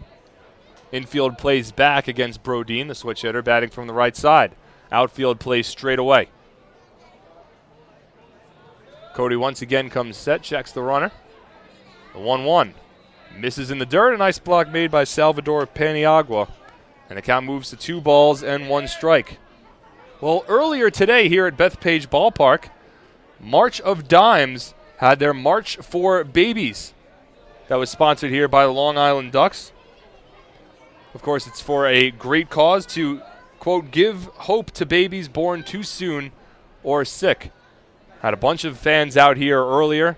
The whole ballpark was set, a lot of tents, a lot of sponsors on hand as the fastball misses inside to Brodin and the count 3-1. The cause for March for Babies is money raised will support programs that help moms have healthy full-term pregnancies, as well as fund research to find answers to serious problems that threaten babies. So a very nice cause here. The March for Dimes campaign has actually been walking since 1970, and they've raised over $2.6 billion, which is quite an incredible accomplishment for such a worthy cause. Chris Cody not communicating well with his catcher, Salvador Paniagua, so Paniagua will come out to the mound and talk things over with Cody. 4-1, the Revolution lead the Ducks here in the bottom of the third inning. Phelan Lentini leading off of second base. Joash Brodin at the plate, 1 away in a 3-1 count. Paniagua comes back behind home plate, settles down nicely. Cody will work from the stretch, checks Lentini at second, the 3-1 pitch. Curveball misses upstairs, ball 4. It's the first walk of the ball game allowed by Chris Cody. And fans, that's another Municipal Credit Union walk with a purpose. Every time a Ducks batter walks, the Quackerjack Foundation wins. So the Ducks have runners at first and second here with 1 away. An opportunity to try to chip away at this Revolution lead. Lou Ford will come to the plate. He had an infield single his first time up, thanks to a great hustle play made by him. It was a soft ground ball off the end of the bat that trickled towards the second baseman, Brandon Chavez. Chavez, instead of charging the ball, allowed it to come to him, and in doing so, Ford hustling down the first base line beat out the throw. As the first pitch changeup to Lou misses outside 1-0. That came with runners at second and third. Lentini scored on the play, so it gave Lou Ford his 7th run batted in of the season to tie Lentini for the team lead. Lentini leads off of second here. Brodin off of first. The infield plays back with 1 out. The 1-0 pitch to Ford. Taken upstairs. 2 balls and no strikes. Ford entering today was just 1 of 12 from the plate with 1 run scored in this series. But he got today's ball game off to a solid start, looking to parlay that into a little more success here in the bottom of the third with the Ducks trailing by 3. Cody checks Lentini at second once again. The 2-0 pitch swung on and chopped foul. 2 balls and 1 strike. It was a solid pitch to hit there for Lou Ford, and he knew it. Just a little out in front of it. So 2 balls and 1 strikes the count now. Just to finish up on the on March for Babies, they had actually 3 other New York locations marching today as well. So it was a big supporting effort throughout the entire state of New York for March of Dimes, March for Babies. As the 2-1 to Ford, taken along the inside corner for a strike, 2-2. We have the New York locations were Binghamton, Schenectady, and Rockland County. So 4 locations in New York today for March of Dimes, March for Babies, and judging at least by the support here in Central Islip, I'd call it an overwhelming success. 2 runners on, 1 away here in the bottom of the third. The 2-2 pitch to Ford. Curveball misses inside, blocked nicely by Paniagua. He keeps the ball in front of him, and the count runs full, 3-2. So now we'll see if manager Kevin Baez puts the runners in motion. The Ducks trailing by 3 here in the bottom of the third inning. You have your cleanup batter at the plate in Lou Ford, a guy who's had so much success with Long Island throughout his entire career here. Lentini leads off of second, Brodeen off of first, so you got some solid speed along the base paths, and Ford already has a base hit today. Cody comes set. The runners take off. The 3-2 is chopped to the left side, fielded by Valdez. His only plays to first. His throw across the body and across the diamonds is in time for out number 2. Well, the ground out advances the runners to second and third, respectively. But Ford is retired on the 6-3 putout. First base unoccupied now with 2 outs here in the bottom of the third inning, and Ryan Strebe will be the batter. Strebe struck out looking his first time up.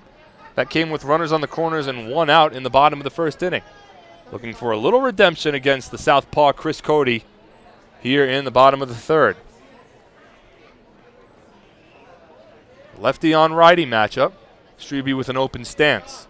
Cody comes set. First pitch to Strebe. Gets away from Salvador Paniagua. It goes towards the Ducks dugout, and in to score from third base is Phelan Lentini. A little miscommunication there between Chris Cody and Salvador Paniagua. I think Paniagua was expecting the curveball. Cody gave him the fastball up and away. It deflected off of Paniagua's glove, rolled towards the Ducks dugout, and with Lentini's speed, not a problem scoring from third base. We'll see if that's ruled a pass ball or a wild pitch. Thinking about a pass ball, but we'll get the official ruling. Yes, it is officially pass ball. And the Ducks back on the scoreboard. They've cut this deficit in half. The score 4-2. As the fastball misses inside to Strebe. And the count now 2 balls and no strikes. Brodeen also moved over to third on the pass ball. We've seen some solid defense both from Paniagua and Ducks catcher Keith Castillo so far today. Castillo made a couple of nice blocks with the bases loaded in the first inning. But this time, Paniagua not able to keep that ball from rolling to the backstop, and the Ducks get a run because of it. Fastball on the inside corner for a strike to Ryan Strebe, and the count moves 2 balls and 1 strike. Brodeen leads off of third, first and second unoccupied. 2 outs here in the bottom of the third inning. The 2-1 pitch. Changeup misses low. Ball 3. Adam Bailey awaits on deck. He has had a strong series so far. He had his first home run of the season Friday night, accounting for the lone run of the ball game for the Ducks in that one. Followed up with a strong game in Game 1 of the doubleheader yesterday. Had a pair of RBIs. But Strebe at the plate here looking to get something going for the Ducks. The 3-1 misses inside, ball 4. It's the second walk of the inning by Chris Cody. And fans, that's another Municipal Credit Union walk with a purpose. Every time a Ducks batter walks, the Quackerjack Foundation wins. So now runners on the corners and 2 outs for Long Island. 2 walks in the inning by Chris Cody. And Adam Bailey will step to the plate once again with an opportunity to increase the Ducks' run total. Brodeen leads off of third, and Strebe off of first. Bailey's 0 for 1 so far today, a lefty-on-lefty matchup. First pitch to Bailey, a curveball, misses outside. And the count now 1 ball and no strikes.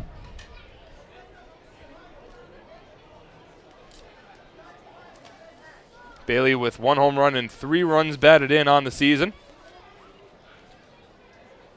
Wind starting to pick up a little more here at Bethpage Ballpark as the 1-0 to Bailey is lifted to left field fairly deep. Going back is Patterson on the warning track. Looking up, it's gone! A 3-run homer for Adam Bailey, his 2nd home run of the season.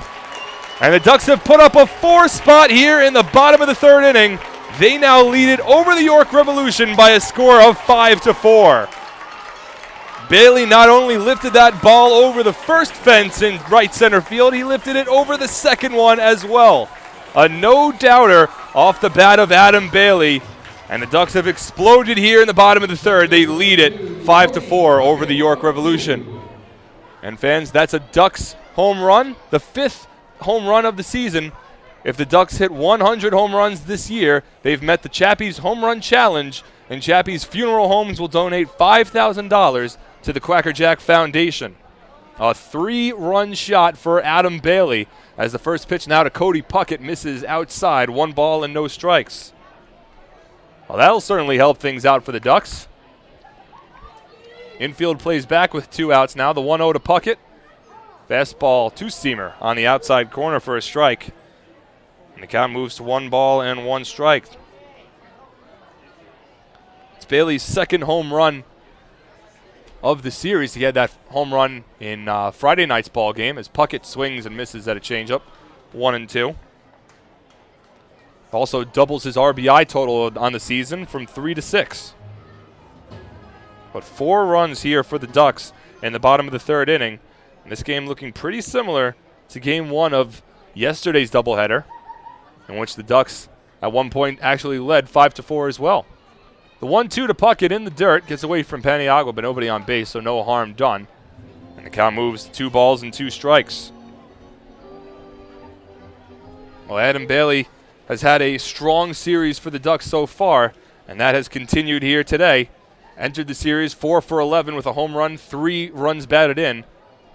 Now make that 5 of 13 with 2 home runs and 6 runs batted in. As Puckett chops the curveball foul to stay alive. Count remains even at 2 balls and 2 strikes.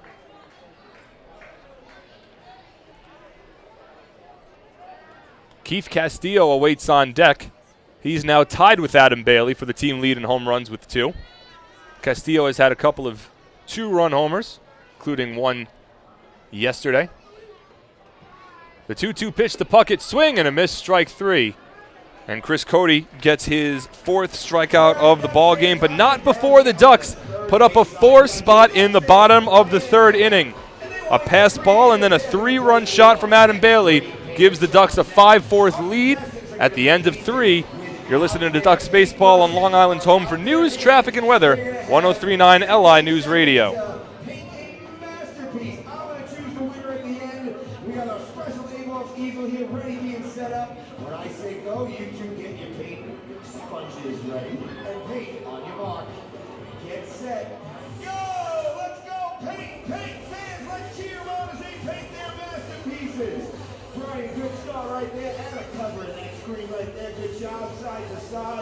Up and down, 4 seconds left, finish strong, guys, 2, 1, and put the paintbrushes down. Oh, Anna. All right, like I said, guys, both of you did a great job, but our winner is going to be Brian. Congratulations, Brian. You have won a great prize courtesy of Amos. Amos Paints and Decorating has been a family-owned business since 1929 and is Long Island's largest Benjamin Moore retailer. Visit any one of their 27 locations or check them out at amos.com. And baseball fans, that big 3-run homer by Long Island Ducks right fielder Adam Bailey was the Long Island Ducks' 5th home run in this young season. If the Long Island Ducks hit 100 homers this year, they have met the Chappie's Home Run Challenge, and Chappie and Sons Funeral Homes will donate $5,000 to the Quacker Jack Foundation. Once again, for the Long Island Ducks, that's home run You there, Mike? number 5.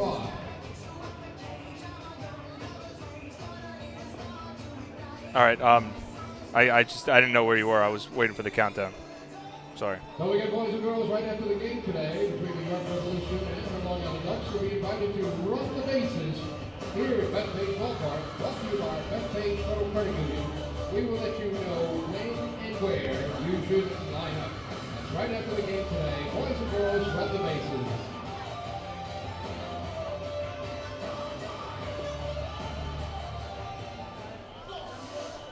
Yeah, no, I'm ready whenever you send me back. Oh.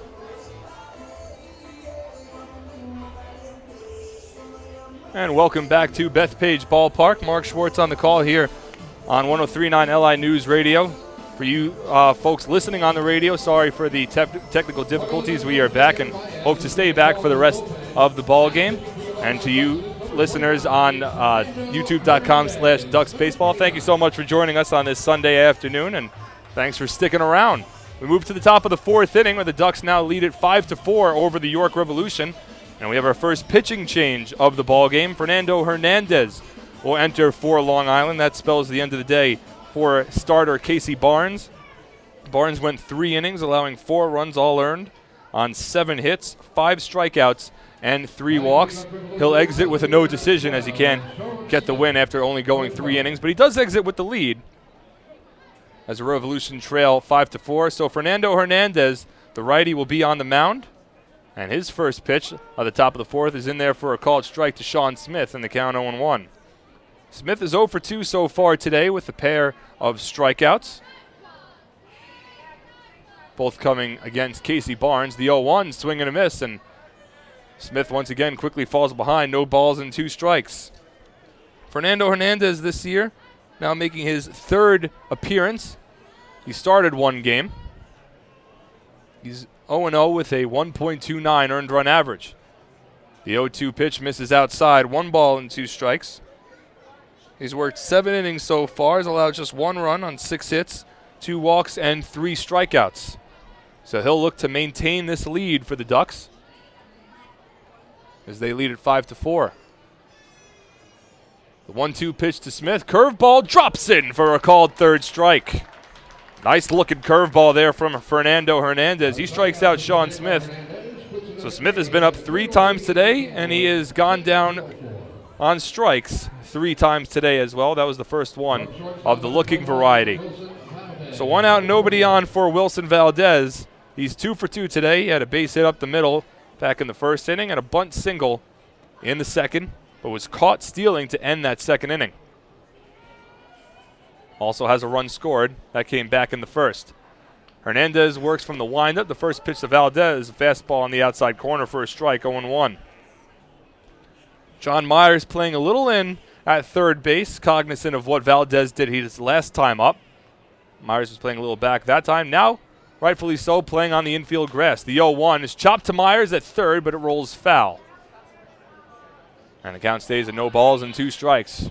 Joash Brodin also playing a little in at first base. Now he'll back off with 2 strikes. Myers backs off as well, but Valdez's last time up, he dropped down the bunt with 2 strikes. It caught Myers off guard. We'll see what Valdez does here. Hernandez works from the windup. The 0-2. Fastball just misses outside.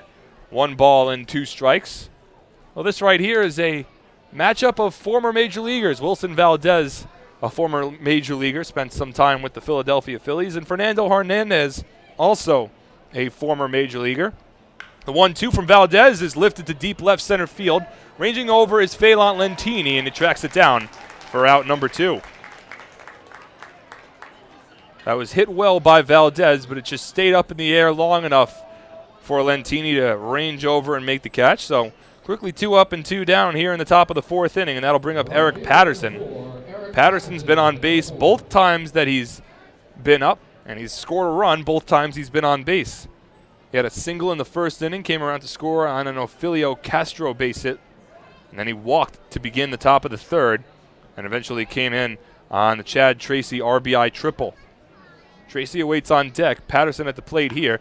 First pitch swinging, grounds it up the middle. Dan Lyons fields it at short. His throw to first, dug out by Joash Brodin, and that will retire the side. A 1-2-3 inning for Fernando Hernandez in his first inning of work. No runs, no hits, no errors, and nobody left on. We move to the bottom of the 4th inning with the Ducks on top of the Revolution 5-4 on Long Island's home for news, traffic, and weather, 103.9 LI News Radio. There's a prize in each one of these boxes. Whatever prize you pick, that's what you're going to walk home with at the end of today's game. I will tell you that in one of them we have an iPod Shuffle. So pick the right box, you're going to have a great prize. Crackerjack, stay out of this one, all right? I know your routine. Fans, let's help Cornell. What do you think? Box 1, box 2, or box 3? What do you think? What do you think, Cornell? Let the fans help you out. We'll feel them out. Twos, you're gonna go with two? Courtney says box number 2. Let's see what you didn't win first over here. Blackjack out of there. Oh, a Long Island Ducks #1 mom t-shirt. What a great gift for Mother's Day. Go on into the Water Lake shop. Go online. You can get one anywhere. It's a great, great buy. You didn't win the on-hot shuffle with Courtney. Remember what I said? You will not leave here empty-handed today because you got a new cordless phone. Congratulations, Courtney. Thanks for playing What's in the Box, presented by PC Richard & Son. And baseball fans, please take a look at the Duck Vision scoreboard and Ducks center field for today's groups in attendance. The Long Island Ducks would like to thank each group for their valuable support this afternoon, especially the big group that we have from the Fort Washington School District. Thank you for joining us today. I'm here to say bring a group to a game this season. Please stop by the Long Island Ducks. And welcome back to Bethpage Ballpark. Mark Schwartz here on the call on 103.9 LI News Radio, also on youtube.com/DucksBaseball. The Ducks on top 5-4 in the bottom of the 4th inning. Keith Castillo will lead things off for the Ducks. It'll be the 8, 9, and 1 batters due up for Long Island. Castillo, Dan Lyons, and then back to the top of the order with Phelan Lentini. Castillo struck out his first time up. That came back in the 2nd inning. Chris Cody remains on the mound. This will be his 4th inning of work. Cody works from the windup. First pitch to Castillo. Fastball on the outside corner for a called strike, 0-1. 4 runs on 7 hits and no errors for York. 5 runs on 5 hits and no errors for the Ducks. As the curveball drops in for a strike to Castillo, and he quickly falls behind. No balls and 2 strikes. The Ducks got on the board in the bottom of the 1st inning on an RBI infield single from Lou Ford, then put 4 runs on the board in the bottom of the 3rd to take the lead. As Castillo chops one down the first base line, it'll roll foul. Count remains at no balls and 2 strikes. York got onto the board first in the top of the 1st with an RBI single from Chad Tracy and an RBI single from Ophelio Castro. And then the Ducks made it 2-1 in the bottom of the 1st inning. York added 2 runs in the top of the 3rd before the Ducks put up a 4 spot in the bottom of the 3rd to take a 5-4 lead. As Castillo drills one down the left field line, but that'll land way foul. The count stays at no balls and 2 strikes. Lentini led off that 3rd inning with a double, eventually came home to score on a pass ball. Joash Brodin walked, and he came home to score, along with Ryan Strebe on Adam Bailey's 3-run home run to deep right center field. The 0-2 to Castillo is grounded up the middle, ranging to his right is Chavez. The throw across his body is in time at first to throw out Castillo, 1 away in the bottom of the 4th inning. That'll bring up Dan Lyons. Dan Lyons 0 for 1 so far today. He struck out back in the 2nd inning as well. Chris Cody with 4 strikeouts so far through the first 3 1/3 innings. Has given up 5 runs, all earned on 5 hits. The sun's starting to creep out a little bit more here at Bethpage Ballpark. A solid attendance on hand. Getting a little warmer. Also, the wind has died down a little bit. First pitch to Lyons, the fastball that misses outside, 1-0. Of course, as many Ducks fans and residents of Long Island know, this was certainly a tricky winter. A lot of snow, a lot of cold weather, as the fastball at the knees for a called strike to Dan Lyons, 1-1. A lot of, it seemed like that cold weather really just extended a lot longer than many people probably wanted, but give the groundskeepers credit here at Bethpage Ballpark as Lyons chops one foul and the count moves to 1 ball and 2 strikes. The field looks pristine. The ballpark looks pristine. You cannot ask for a better looking ballpark right now than we have here at Bethpage Ballpark. Kudos to the heads groundskeeper for the Ducks, Isaiah Linau, and also his assistant Kyle Carroll, as well as his entire game day staff. They have done a tremendous job in getting this ballpark baseball ready for the beginning of this 2014 season as Dan Lyons chops one foul, rolls to the backstop, and the count stays at 1 ball and 2 strikes.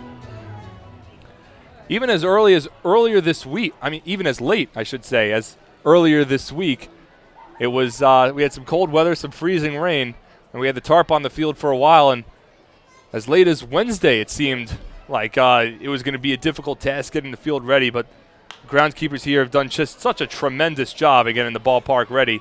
As Lyons flies one out to shallow left field. Out goes the shortstop Wilson Valdez, and he makes the catch for out number 2.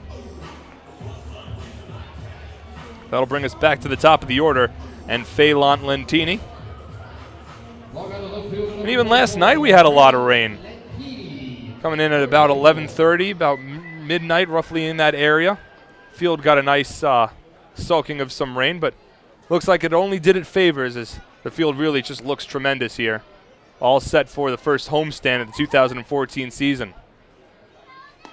First pitch to Phelan Lentini, misses outside, 1 ball and no strikes. 2 outs and nobody on here in the bottom of the 4th inning. The Ducks lead it over the York Revolution by a score of 5-4. Chris Cody working in his 4th inning of work. Works from the windup, and the 1-0 is grounded foul down the third baseline, 1-1. Lentini's 2 for 2 so far today with 2 runs scored. He led off the bottom of the 1st inning with a base hit. Came around to score on Lou Fard's RBI single. Then he led off the 3rd inning with a double down the left field line. Came home to score on a passed ball. So he's been working as a catalyst at the top of the order for the Ducks. That's really something that he's done throughout his entire career. Cody stares in for the call, and Phelan will ask for time. It's granted to him by home plate umpire Derek Moshe. Now he comes back in. Closed stance from the right side of the plate. Cody from the windup, the 1-1. Fastball misses inside. 2 balls and 1 strike. Mentioned earlier in the broadcast, Lentini is the all-time independent baseball stolen base leader. Has just had a tremendous amount of success along the base paths throughout his entire career as he swings and misses at the fastball, and the count runs even, 2 balls and 2 strikes. Infields plays back with 2 away. But Lentini, entering this season, it's his first year with the Ducks. He'd played 1 season previous in the Atlantic League with Lancaster back in 2012. The 2-2 misses outside, and the count runs full 3-2. He had 416 career stolen bases entering this season. That includes 3 seasons that he spent in affiliated minor league baseball. The 3-2 to Lentini. Swung on and missed strike 3. Chris Cody gets his 5th strikeout of the ballgame, and that'll retire the side here in the bottom of the 4th inning. No runs, no hits, no errors, and nobody left on. We move to the top of the 5th as the Ducks lead it over the Revolution 5-4 on Long Island's home for news, traffic, and weather, 103.9 LI News Radio.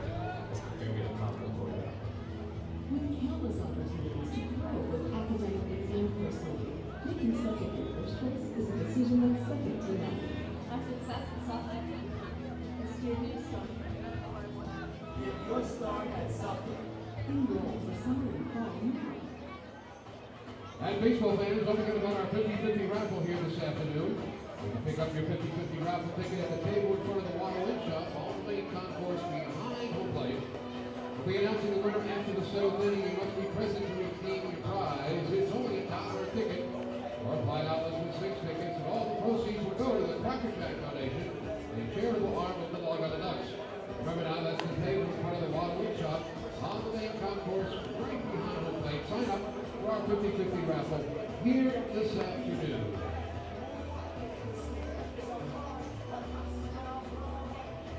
Hey, boys and girls, congratulations to today's Bethpage Kids Club winner.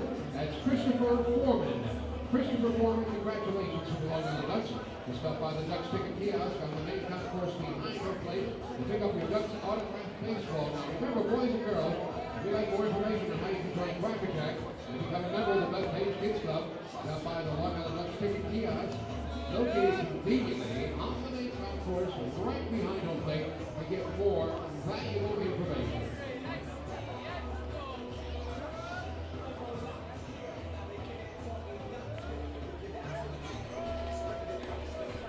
Fans, don't forget to stop by the Waddle Inn shop on your next visit to the Duck Pond, where exclusive, hard-to-find Ducks memorabilia is now on sale. We move to the top of the 5th inning from Bethpage Ballpark. Fernando Hernandez comes back to the mound for his 2nd inning of work. The Ducks lead it over the York Revolution 5-4. 5 runs on 5 hits, no errors for the Ducks. 4 runs on 7 hits, and no errors for the Revolution. It'll be the 4, 5, 6 batters due up For York, Chad Tracy will lead things off, and he's already had himself quite the eventful afternoon. First pitch fastball from Hernandez is in there for a called strike, 0-1. Tracy had an RBI base hit in the first inning and an RBI triple in the third. He's 2 for 2. The 0-1 to Tracy, another fastball on the outside corner once again. And the count moves to no balls and 2 strikes. Fernando Hernandez had a successful first inning of relief in the top of the fourth. Worked a 1-2-3 inning, including a strikeout of Sean Smith. He's ahead in the count 0-2 against Chad Tracy here. From the windup, the 0-2 check swing, and it's inside. No appeal down to the first base umpire, Tony Senya. So the count moves to 1 ball and 2 strikes. Tracy now with 6 runs batted in on the season, second best on the Revolution. Flares one over to first base. Brodin fields it on a hop, fires it onto Fernando Hernandez covering the bag, and that's the first out here in the top of the 5th inning. Johan Lamonta will step to the plate now. Lamonta 0 for 1 with an RBI. He walked back in the first inning and an RBI ground out in the third.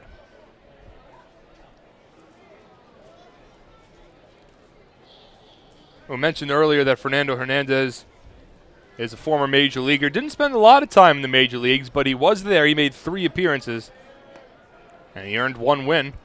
Fastball misses outside to Lamonta to begin the count, so it's 1-0.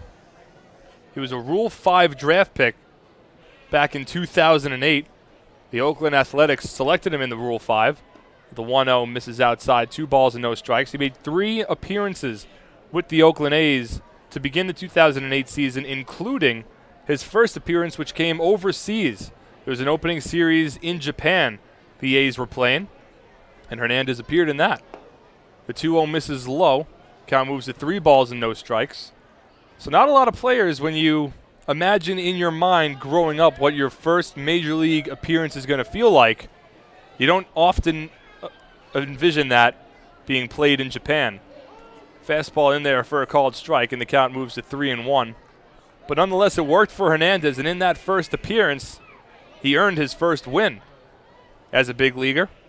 Worked out well for him, and the first batter that he faced in that first appearance, 3-1 fastball on the outside corner for a strike, 3-2. That first batter was none other than future Hall of Famer, the Big Hurt Frank Thomas.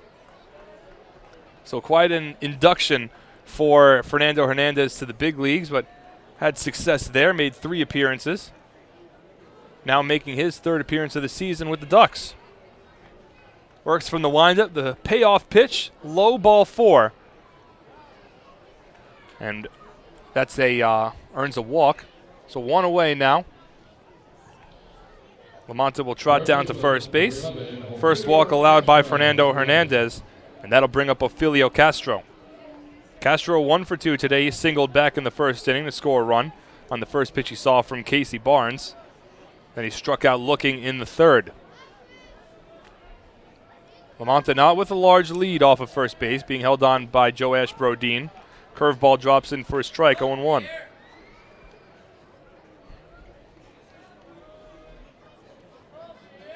Castro, a right-handed batter, working against Fernando Hernandez, a right-handed reliever. Hernandez standing at 5'11", 215. Fastball misses low and outside as Castillo softly throws one down to first. But back standing is Lamonta, and the count moves to 1-1. That's a play you'll see oftentimes from catchers, trying to catch the base runner at first base off guard.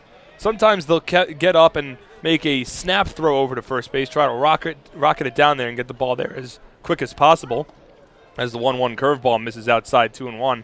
Other times, catchers will stay in their squatted stance behind home plate and then just lightly toss it over, thinking that if you don't make that huge motion of getting up and firing the ball over to first, it won't cause the commotion.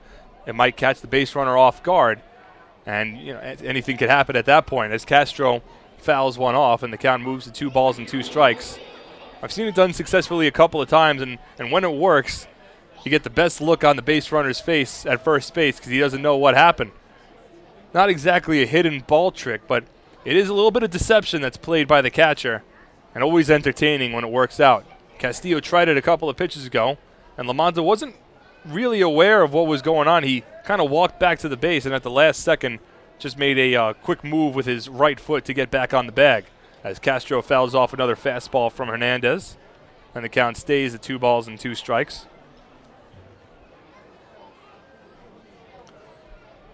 So a little bit of gamesmanship, but all's fair here. The infield plays back. Brodin holds on Lamonta at first base. The outfield plays straight up against the right-handed hitting Ophilio Castro. The 2-2 pitch fouled off once again to the screen. And Castro working himself a quality at bat here, with Steve Bumbry awaiting on deck.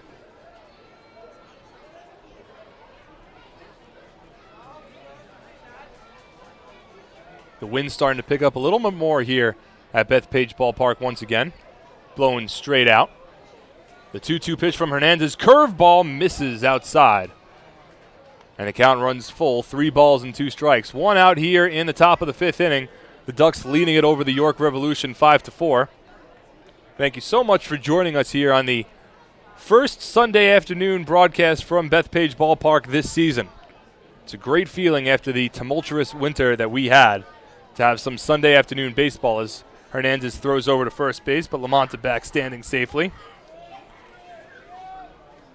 There's something that's just relaxing about a Sunday afternoon game. Fans here in attendance able to sit back, enjoy the ballpark eats, enjoy the ballpark atmosphere as Castro flares one down the right field line. Lamonta was taking off on the pitch, and it lands fair. Lamonta will go first to third. Castro holds at first base. It's a base hit for Ophilio Castro, his second of the ball game.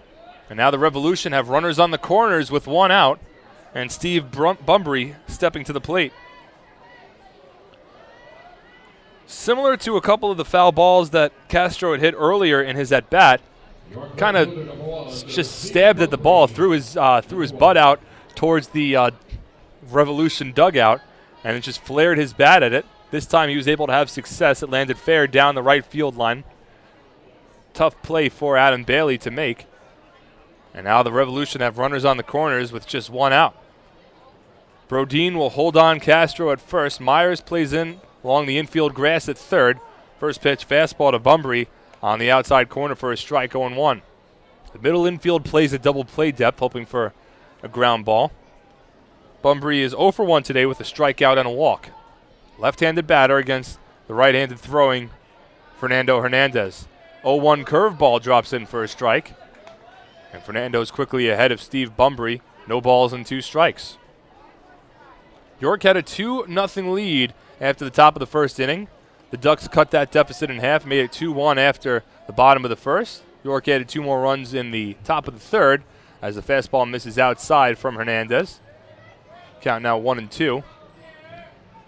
York added the 2 runs in the top of the third to increase their lead to 4-1 before the Ducks put up 4 runs in the bottom of the third, highlighted by Adam Bailey's 3-run homer, his second home run of the season, which gave the Ducks the 5-4 lead as Bumbry goes down swinging on the changeup. Second strikeout for Fernando Hernandez, and a big one at that. 2 outs now. Runners remain at the corners for Salvador Paniagua. Paniagua is 1 for 2 today. Struck out with the bases loaded in the first inning. That was a pretty pivotal moment of this ball game. Casey Barnes had allowed 2 runs already in that inning and had the bases loaded and just 1 out as Paniagua swings and misses at a curveball in dirt, 0-1. But Barnes recovered quite nicely at the back end of that top of the first inning by striking out Bumbry and Paniagua to strand 3 runners on base and keep it just a 2-run ball game. Hernandez from the stretch, the 0-1 fastball misses outside, 1-1. Hernandez trying to maintain this lead for the Ducks here in the top of the 5th inning. They lead it 5-4, looking for the split of this 4-game series with the Revolution. The 1-1 pitch, swung on and missed, strike 2. 1 ball, 2 strikes, and 2 outs now for Hernandez and the Ducks. York took the first 2 games of this 4-game series. They won 6-1 Friday night, 8-7 in Game 1 of the doubleheader yesterday. They lost 4-3 in Game 2, and the Ducks trying to win here today. The 1-2 pitch chops softly over to Myers. He makes the long hop at third, charging in. His throw to first gets away from Brodin. In to score from third base is Johan Lamonta. Moving over to third on the error is Ophilio Castro. And the York Revolution have tied up this ball game at 5 on the throwing error by John Myers.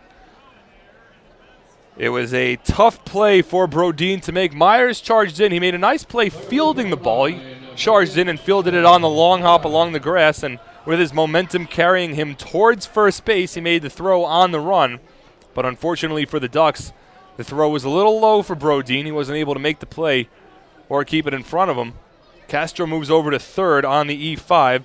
No error is awarded to Salvador Paniagua because of the error. And the Revolution have tied this game up at 5. Runners on the corners, 2 outs, and the first pitch to Brandon Chavez is a fastball that misses low, 1-0. So we're all tied up at 5 here with 2 outs in the top of the 5th inning. Runners on the corners, and Hernandez now trying to just salvage the tie and get out of this inning, remaining unscathed. Infield plays back with 2 outs. Chavez at the plate. He's 0 for 2 so far today. The 0-1 to Chavez, taken in for a strike, 1-1. Chavez's last time up, he lined it sharply into center field, but Lou Ford was able to make the play, reaching up, making the catch. That ended the 3rd inning, a 3rd inning that saw 2 runs for the Revolution. Fastball misses outside to Chavez, and the count moves to 2 balls and 1 strike. Castro leads off of third. Paniagua leads off of first. Second base unoccupied. Fernando Hernandez working his 2nd inning of relief here for the Ducks. Had a 1-2-3 top of the 4th. Has ran into some trouble here in the 5th. As he gets Chavez out in front of a changeup and the count moves even. Deuce is wild here. 2 balls, 2 strikes, and 2 outs. In the top of the 5th inning, we're in a tied ball game, 5 apiece after York's run on the E5. Hernandez from the stretch, the 2-2 pitch. Fastball misses outside. And the count runs full, 3 balls and 2 strikes. Paniagua will be in motion from first base as Brodeen plays behind him. So he'll have a nice sized lead and a little bit of a head start. Castro leads off of third. Chavez, left-handed batter at the plate. The 3-2 pitch. Swung on and missed, strike 3. A big strikeout there from Fernando Hernandez. Strands 2 on the base paths. But the York Revolution tie up the ball game at 5 apiece on 1 hit with 1 error. 2 runners left on. We move to the bottom of the 5th inning, all tied up at 5 on Long Island's home for news, traffic, and weather, 103.9 FM, LI News Radio. Depending on how busy they are, and then race all the way down here to be my home plate. First one here is going to get a great prize courtesy of Daytona Industries. Guys, are we ready? 4 heads on the bat. Start spinning! Fans, let's cheer them on! Fans, let's go! Spin, spin, spin! Little more. 7, 8, 9, 10. Drop them and run! All right. Good. Slow down. They're going through the wall. Somebody help them. Congratulations, Dan. You have won. You're going to receive a package of huge batteries courtesy of Daytona Industries. Daytona Industries for all your battery needs. Hey, baseball fans, the Long Island Ducks would like to thank the shortstop Dan of East Islip for providing this year's press box meals. If you're wondering what we have here today, we have a turkey and bacon hero with pasta salad and coleslaw. It was yummy, delicious. It's Dan Healy's favorite meal. Remember now that Shortstop Inn is located at the intersection of Carlton Avenue and Sunrise Highway in that beautiful little hamlet known as East Islip. It's just south of the ballpark, so make sure you stop by the Shortstop Inn before and after Long Island Duck baseball games, and make sure you say hello to the very friendly owner. His name is Jerry. And welcome back to Bethpage Ballpark. Mark Schwartz on the call here on 103.9 FM LI News Radio and on the Ducks official YouTube stream, youtube.com/Ducks Baseball. We move to the bottom of the 5th inning, and we're all tied up at 5 here. 5 runs on 8 hits, no errors for the York Revolution. 5 runs on 5 hits, and 1 error for the Long Island Ducks. John Myers will lead things off for Long Island here in the last of the 5th. It'll be the 2-3-4 batters for the Ducks. Myers followed up by Joash Brodeen and Lou Ford. Myers will get an opportunity for some redemption after his E5 in the top half of the inning, which allowed the Revolution to tie up this game at 5 apiece. Myers today 1 for 2, had a double back in the first inning down the left field line, was stranded at third, and then grounded out on a 6-3 putout back in the third inning. Time for the out-of-town scoreboard also in the Atlantic League. In the top of the 8th inning, the Lancaster Barnstormers on top of the Somerset Patriots 2-1. That's at Clipper Magazine Stadium in Lancaster, Pennsylvania. The Southern Maryland Blue Crabs leading the Bridgeport Bluefish 8-0 in the bottom of the 7th inning at the ballpark of Harbor Yard. First pitch to John Myers misses outside 1-0. And the Camden River Sharks leading the Sugar Land Skeeters 5-2 in the bottom of the 4th inning at Campbell's Field in Camden, New Jersey.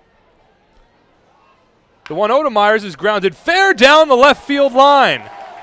Myers rounding first, heading for second, getting to the ball now is Steve Bumbry, and he'll get it back along the infield. That went right over the bag. Ophelio Castro at third base arguing with the third base umpire, Joseph DiCrescenzo. It's not the first time we've seen Castro argue, and now the manager for the York Revolution, Mark Mason, out to talk things over with DiCrescenzo also. Ophelio Castro was visibly, demonstratively upset with that call, but it works out well for John Myers. It's his second double of the ball game. And the Ducks have a runner in scoring position with nobody out to begin things here in the bottom of the 5th. Mason only has a brief conversation with DiCrescenzo, then has a brief conversation with Ophelio Castro at third before making his return to the Revolution dugout. So a leadoff double for John Myers. And that'll bring up Joash Brodeen. 0 for 1 today. He walked back in the third inning, came around to score on the 3-run homer from Adam Bailey. Batting from the right side still, with Chris Cody still in the ball game. Fouls the first pitch over this backstop, out of play. 0-1. Cody now in his 5th inning of work. He has allowed 5 runs to this point on 6 hits, all of which are earned. Has 5 strikeouts and 2 walks. Myers leads off of second. Cody checks him. Works from the stretch, the 0-1. Right down the middle for a strike. No balls and 2 strikes now to the switch-hitting Brodeen. Has 3 runs batted in on the season. Brodeen had started off the year in the leadoff spot, but has moved down to the 3 spot in the order, provide a little more pop, a little more run scoring potential. Cody from the stretch, the 0-2 curveball misses in the dirt. A nice block made by Paniagua. Keeps it in front of him, and it keeps Myers at second base. The count now 1-2. Brodeen had a 3-run scored game earlier this year, so he's got 4 runs scored on the season. Majority of those coming when he was batting in the leadoff spot. Phelan Lentini began the season batting third. He's been moved up to the leadoff spot for the last couple of games. The switch was made before the series started. And it's worked out very well for the Ducks so far, especially today. Phelan Lentini's 2 for 3 with a pair of runs scored. But here Brodeen trying to get the Ducks back the lead. Down in the count 1-2 to Cody. The 1-2 pitch. Fastball misses inside. And the count runs even, 2 balls and 2 strikes. Lou Ford awaiting on deck, hoping for an opportunity. Infield plays back with nobody out. The outfield straight up.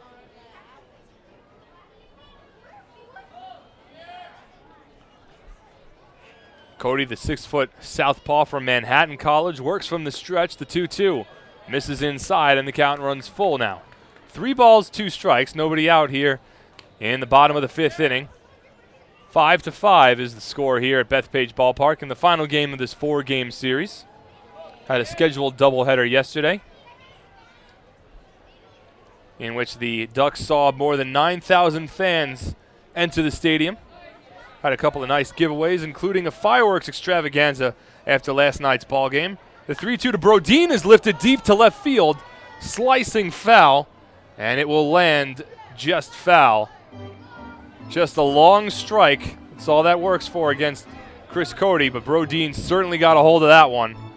If that was fair, that was long gone, but it went about 10-15 feet foul down the left field line, and the count remains full at 3 balls and 2 strikes. Brodeen does not have a home run yet this season with the Ducks, but had an outstanding year last year with Long Island. The 3-2 pitch swung on and missed, strike 3. out in front of an off-speed pitch. Brodin goes down swinging. The 6th strikeout of the ball game for Chris Cody, something that Cody has been accustomed to throughout his Atlantic League career. 1 away, runner at second base, and Lou Ford will be the batter. Cody led the Atlantic League in strikeouts last year. But interestingly enough, finishing second to Cody in strikeouts was the Ducks' own John Brownell. Brownell pitched Friday night in this series. As Cody works from the stretch, first pitch curveball to Ford, swung on and missed, 0-1. Cody's season last year was certainly one to remember for the York Revolution. He went 15-9, which ranked him second in the league in terms of wins. And he led the league in strikeouts with 139, along with innings pitched, in which he threw 176 innings of work. Myers leads off of second here, 1 away, bottom of the 5th inning. Cody from the stretch, the 0-1. Lifted to left field fairly deep. Ranging back is Steve Bumbry towards the warning track, still moving back, and he's not able to make the catch. He runs hard into the wall, and he's down. Rounding third base is John Myers. He's being waved home. The plate, the slide! And he's safe! An RBI double for Lou Ford.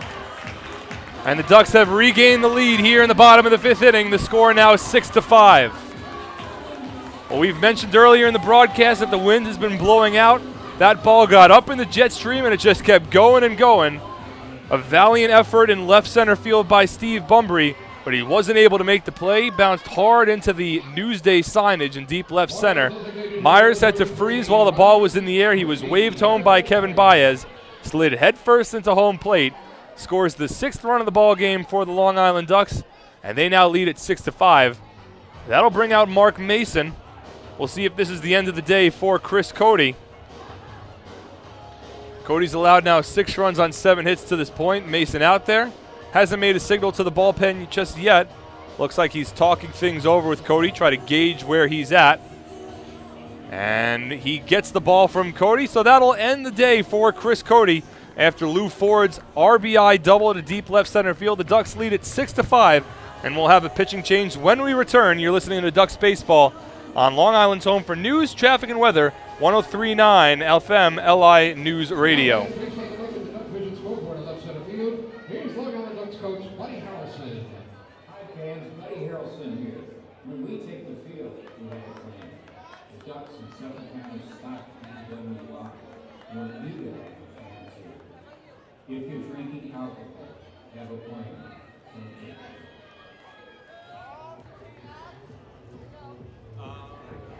Yeah, you know what? Give me another one because the guy just got out here. So I might need a couple more, actually. I'll let you know. Just give me one for now. Thank you.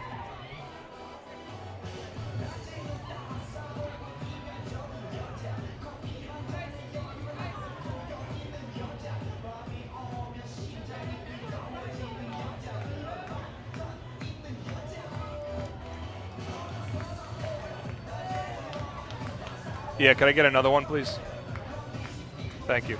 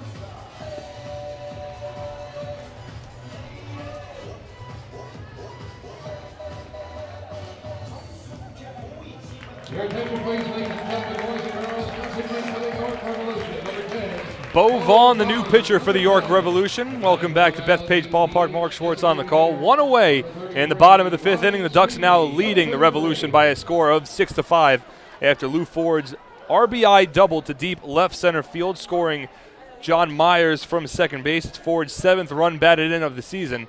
Ryan Strebe now the batter against the tall right-handed throwing Bo Vaughn. First pitch fastball misses low to Strebe. 1 ball and no strikes. Vaughn listed at 6'5", 215, right-handed reliever from Phoenix, Arizona. Was a part of the 2013 York Revolution squad.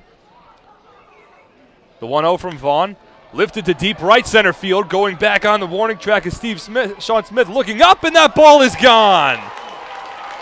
A 2-run homer for Ryan Strebe. 2 pitches in for Bo Vaughn. And the Ducks have extended their lead here in the bottom of the 5th inning. They now lead it 8-5 over the York Revolution. Strebe's first home run of the season, the second home run of the ball game for the Ducks, the first time they've done that this season. And Strebe has extended the Ducks' lead out to 3 on an opposite field 2-run shot. Went right over the Allure sign in right center field. Sean Smith in center field gave it a look, but didn't give it too much of a look as he knew that one was gone. An impressive opposite field home run from Ryan Strebe as the first pitch to Adam Bailey is in there for a called strike, 0-1. 8 runs now on the board for the Ducks in this afternoon's ball game as Bailey chops one over to second. Fielding it on the fringe of the outfield grass is Brandon Chavez, and he makes the play on to first in time, 2 outs. Adam Bailey had a 3-run homer in the 3rd inning, which gave the Ducks their first lead of the ball game. That made it 5-4. York tied it up with an unearned run charge against Fernando Hernandez in the top of the 5th, but the Ducks have responded once again here in the bottom of the 5th with 3 runs, including that long 2-run shot from Ryan Strebe. The score now 8-5 with Cody Puckett coming to the plate. First pitch to Puckett, misses outside, 1 ball and no strikes. Strebe with his first home run. Now 6 runs batted in on the season for the designated hitter. As the changeup's in there for a strike, 1-1. Bo Vaughn, so far entering this game tonight, had not given up an earned run. He was 1-0 on the season as the slider swung on and missed by Puckett. 1 ball and 2 strikes. He had appeared in 3 games, pitched 4 1/3 innings of work with 3 strikeouts, and had only allowed 1 hit. That Ryan Strebe 2-run shot, the second hit he's allowed this season, and counts for the first runs that he has given up. 1 run charge against Vaughn. The other 1 charges against Chris Cody. That closes the line on Cody as the slider misses outside to Puckett. The count runs even, 2 balls and 2 strikes. So Cody gives up 7 runs, all earned, in his 5 1/3 innings of work. The 2-2 to Puckett, swung on and missed, strike 3. And that will retire the side, but not before the Ducks grab the lead, put up 3 runs here in the bottom of the 5th inning on 3 hits, including a 2-run shot from Ryan Strebe, his first of the season. The Ducks lead 8-5 at the end of 5 innings on Long Island's home for news, traffic, and weather, 103.9 LI News Radio. Samantha, will you take Kevin as your lawfully wedded husband? Or would you rather have a new car? Say hello to season's hottest convertible. Oh, and say goodbye to Samantha. Geico. 15 minutes could save you 15% or more. And baseball fans, that big home run by Ryan Strebe was the Long Island Ducks' 6th home run this season. Now the Long Island Ducks hit 100 homers this year. They'll run the Champions Home Run Challenge at Chappie & Sons Funeral Home. Donate $5,000 to the Crocker Cats Foundation, the charitable arm of the Long Island Ducks. For the Long Island Ducks in this young baseball season, that was home run number 6.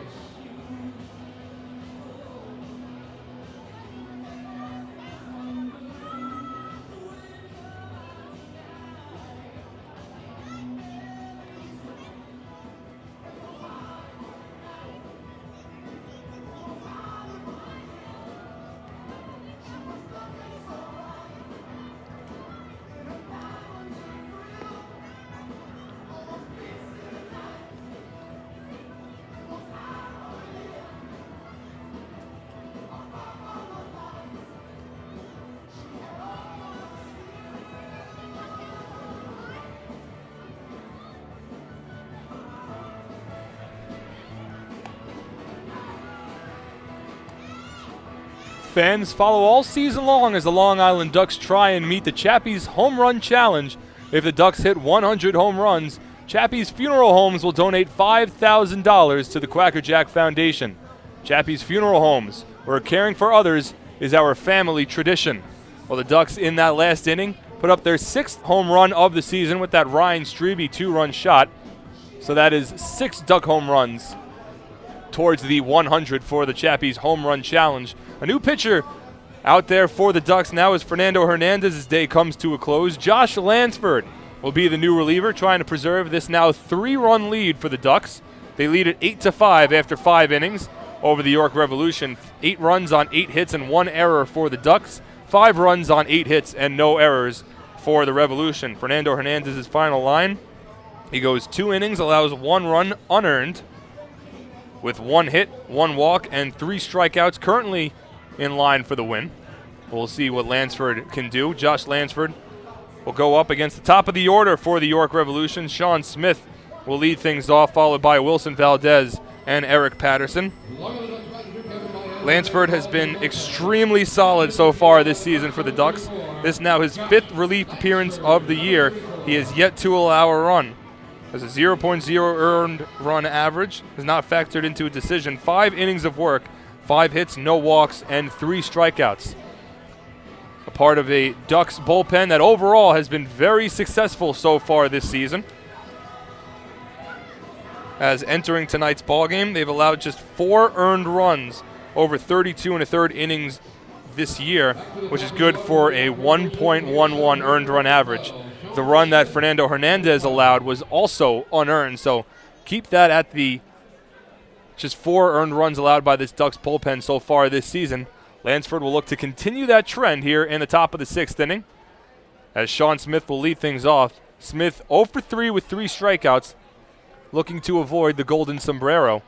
As the first pitch from Lansford, fastball that misses upstairs, and the count now 1-0.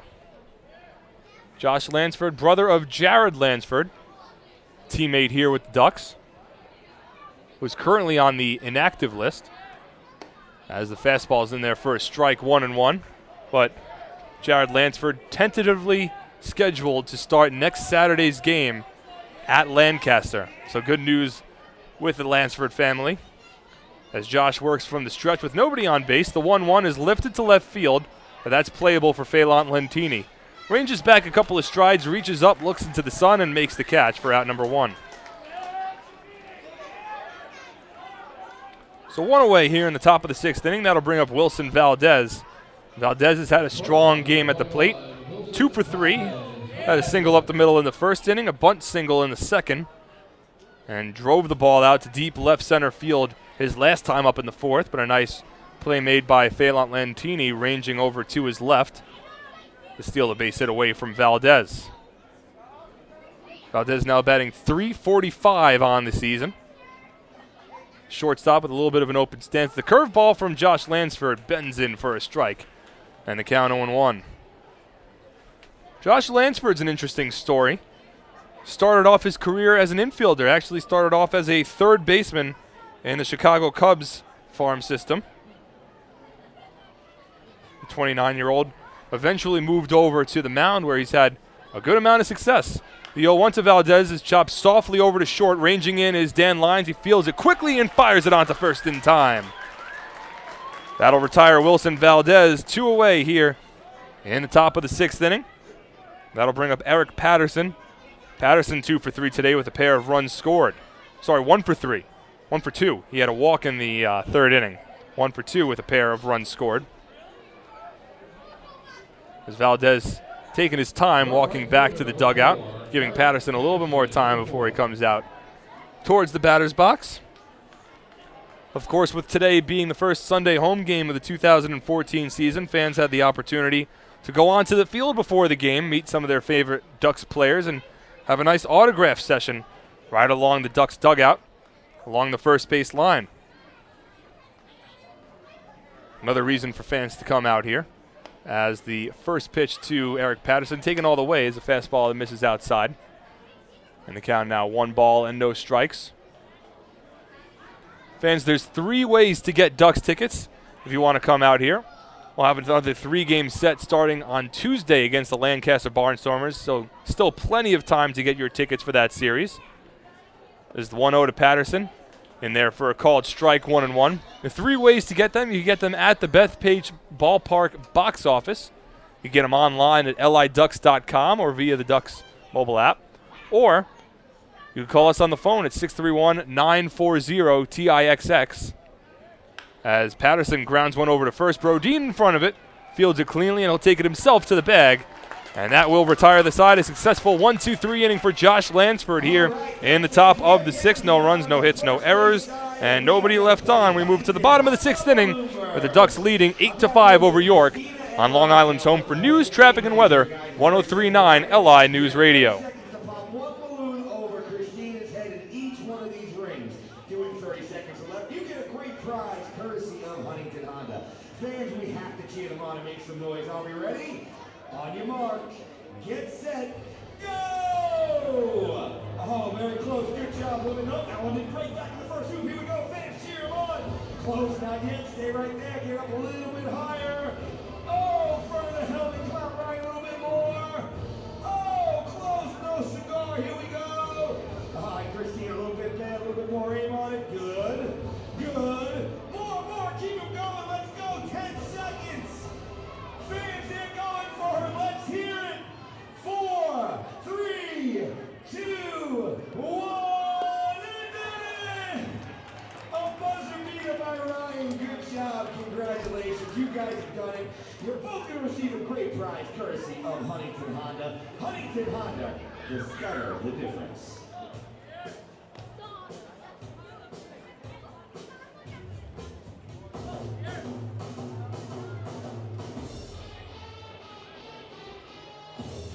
Batting to the Long Island Ducks, catcher number 27, Keith Castillo. Number 27.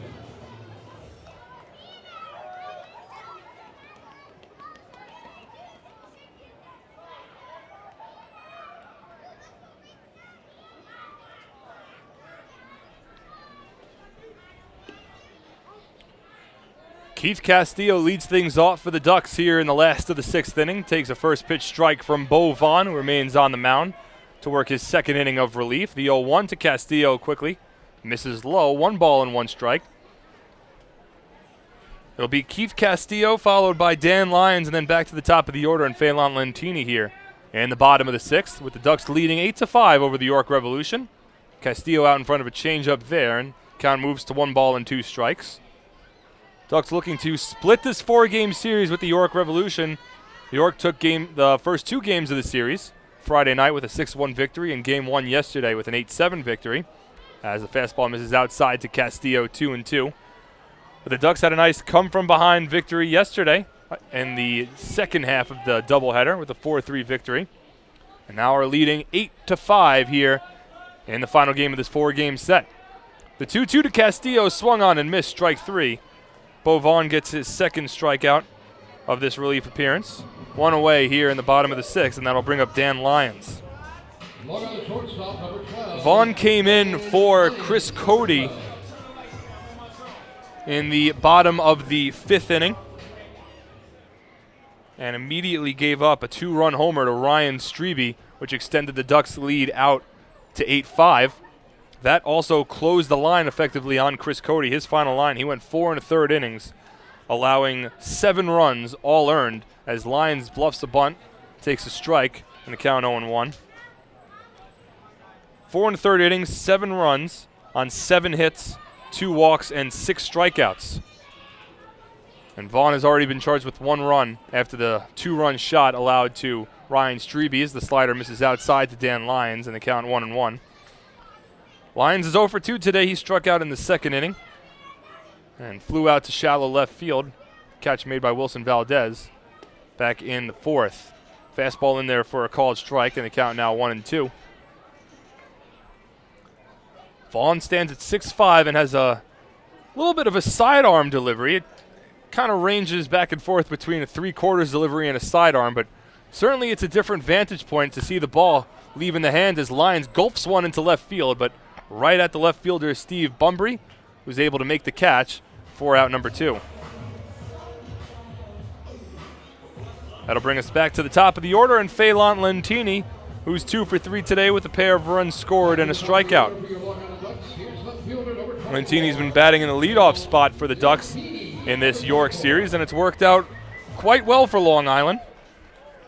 With his 2 for 3 effort today, Phelan now 5 of 14 in this series. Now with 2 runs scored, 4 runs batted in, pair of walks, 2 doubles, and a stolen base. This is the first pitch from Vaughn, misses outside, 1-0. So it's been a successful series for Lentini, who's now tied with the team lead in RBI with Lou Ford as the slider misses outside, 2-0. Well, actually, no, Lou Ford has a pair of RBI tonight, and an RBI infield single in the first and the long RBI double in the fifth. So Lou Ford now leads the team in runs batted in with 8. Lentini second with 7. The 2-0 misses low to Lentini. And Vaughn, after he quickly got the first 2 outs of the inning, has fallen behind Lentini, 3 balls and no strikes. John Myers awaiting on deck. He's got a pair of doubles today. The 3-0's in there for a called strike, 3-1.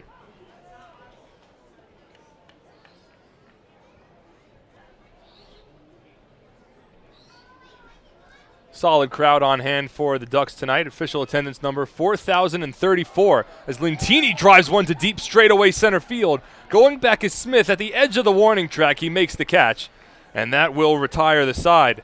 So Bo Vaughn, after he allowed a 2-run shot to Ryan Strebe in the fifth, works a 1-2-3 inning here in the bottom of the 6th. We're through 6 innings at Bethpage Ballpark. The Ducks leading it over the York Revolution 8-5 on Long Island's home for news, traffic, and weather, 103.9 LI News Radio. Guys, come on out. Here come our players right now. Making their way out onto the field is Kevin, Riley, and Jack. Now, guys, normal musical chair rules apply, all right? When the music starts, it's all right. You're good to go. When the music starts, we're going to walk this way. All right, walk around, walk around, walk around. When the music stops, you find a seat. Don't let Quacker Jack confuse you. He gets in the way, he walks in different directions. Don't let him do it to you, all right? All right, guys, when the music starts, we start walking. Follow me. Fans, let's cheer them on your mark. Get set. Music, please. Wrong way, guys. Walk this way. Turn around. There you go. And dance a little bit while you do it. Shake it a little. Good job. Music, stop. All right, Riley has been eliminated. We got Kevin and Jack right here. Riley, come over by me, buddy. All right, guys, let's go. Shake it up a little while you go. No, you gotta. Let's go. Up. Nice, Jack. Finds a seat. Kevin has been eliminated, but you know what, guys? You had fun doing it. You get to go home with a T-shirt tonight. Congratulations to our winner. You won a great prize, courtesy of Eric Neeson, the new pitcher for the Ducks, as we move to the top half of the 7th inning. Josh Lansford works a successful 1-2-3 6th inning. So he finishes with 1 inning of work. No runs, no hits, no walks, no strikeouts. But maintains the lead, gets the hold for Long Island. And Eric Neeson will make the appearance on the mound now for Long Island. Neeson so far this season has made 4 appearances. This is his 5th. Another one of the relievers for the Ducks that has yet to give up a run.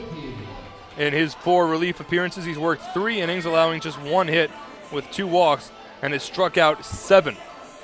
Even as a reliever, Neeson is tied for 3rd on the team in strikeouts with 7. He's tied alongside Sean Garceau. Currently, Bobby Blevins leads the team in strikeouts and is tied for the league lead in strikeouts with 14 after his 8 strikeout performance yesterday. But the southpaw Eric Neeson will be on the mound here for the 7th inning as his first pitch misses low, ball 1. The 4, 5, 6 batters due up for the York. Chad Tracy will lead things off, followed by Johan Lamonta and Afilio Castro. The 1-0 is fouled off by Tracy. Over the screen and out of play, the count 1-1.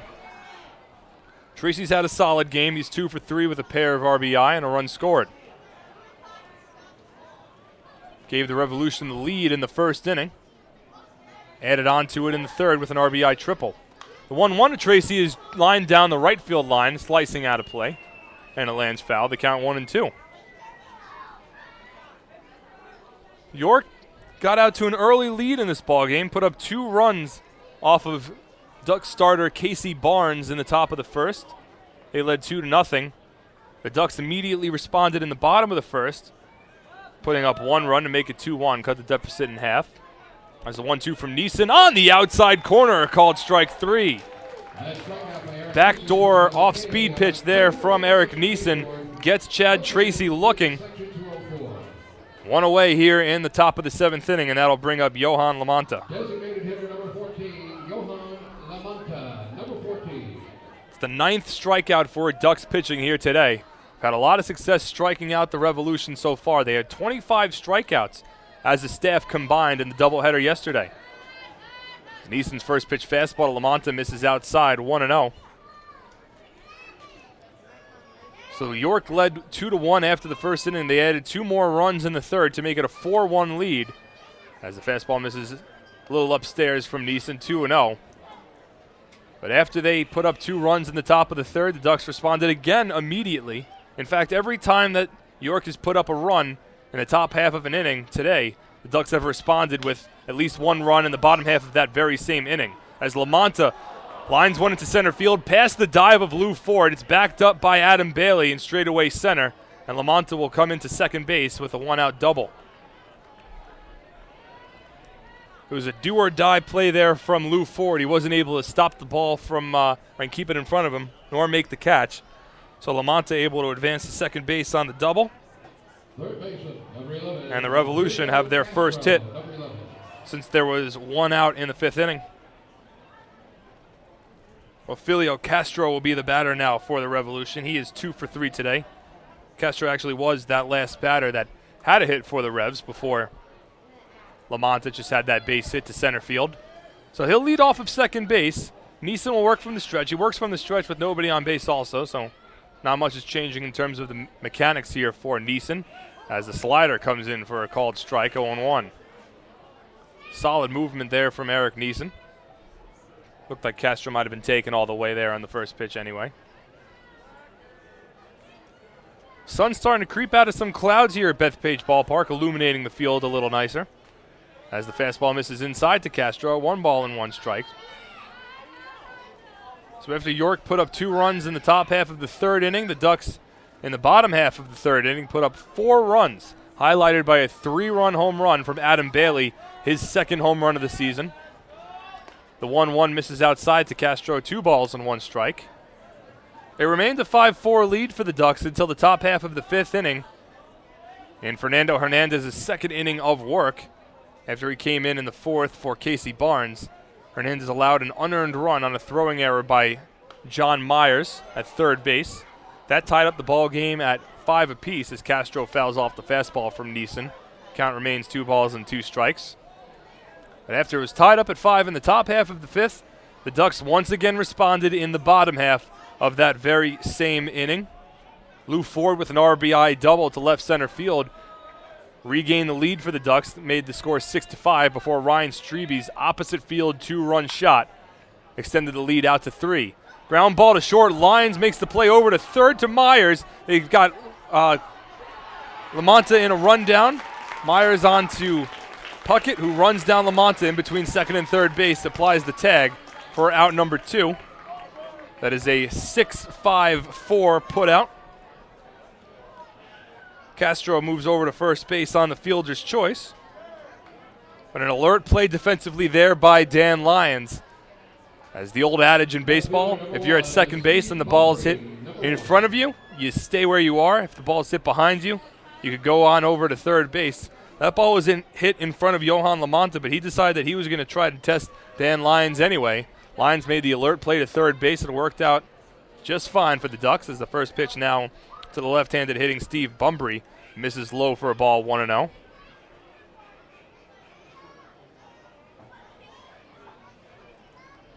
And now the 1-0 misses outside as well. 2 balls and no strikes. Dan Lyons has been an excellent defensive shortstop for the Ducks throughout his career with the Flock. Showed off a little bit of leather just there. Castro leads off at first. He's being held on by Joe Ashbrodeen. Bumbry at the plate, lefty-on-lefty matchup. The fastball misses outside from Neeson. He's fallen behind, 3 balls and no strikes. Ducks on top 8-5 here in the top of the 7th inning. 8 runs on 8 hits and 1 error for Long Island. 5 runs on 9 hits and no errors for the Revolution. The 3-0. Green light swung on and grounded to first base under the glove of Joash Brodin. Rolls into right field. Going first to third is Ophelio Castro. The throw will be cut off by Dan Lyons. It was a play that Brodin might have been able to make. We'll await the ruling to see whether it was a hit or an error. Softly chopped on a 3-0 pitch. Brodin coming off the bag, and it just went underneath his glove and ricocheted into right field. So the Revolution now with runners on the corners and 2 outs. Manager Kevin Baez will come out to the mound. Salvador Paniagua, who's had a very strong start to his season, stepping to the plate, a right-handed batter.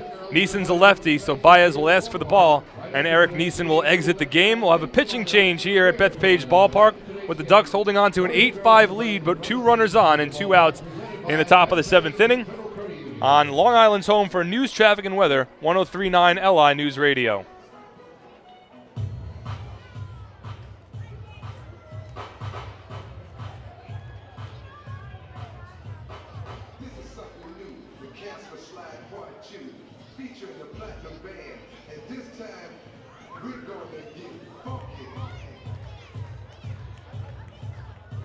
Yeah, that's fun.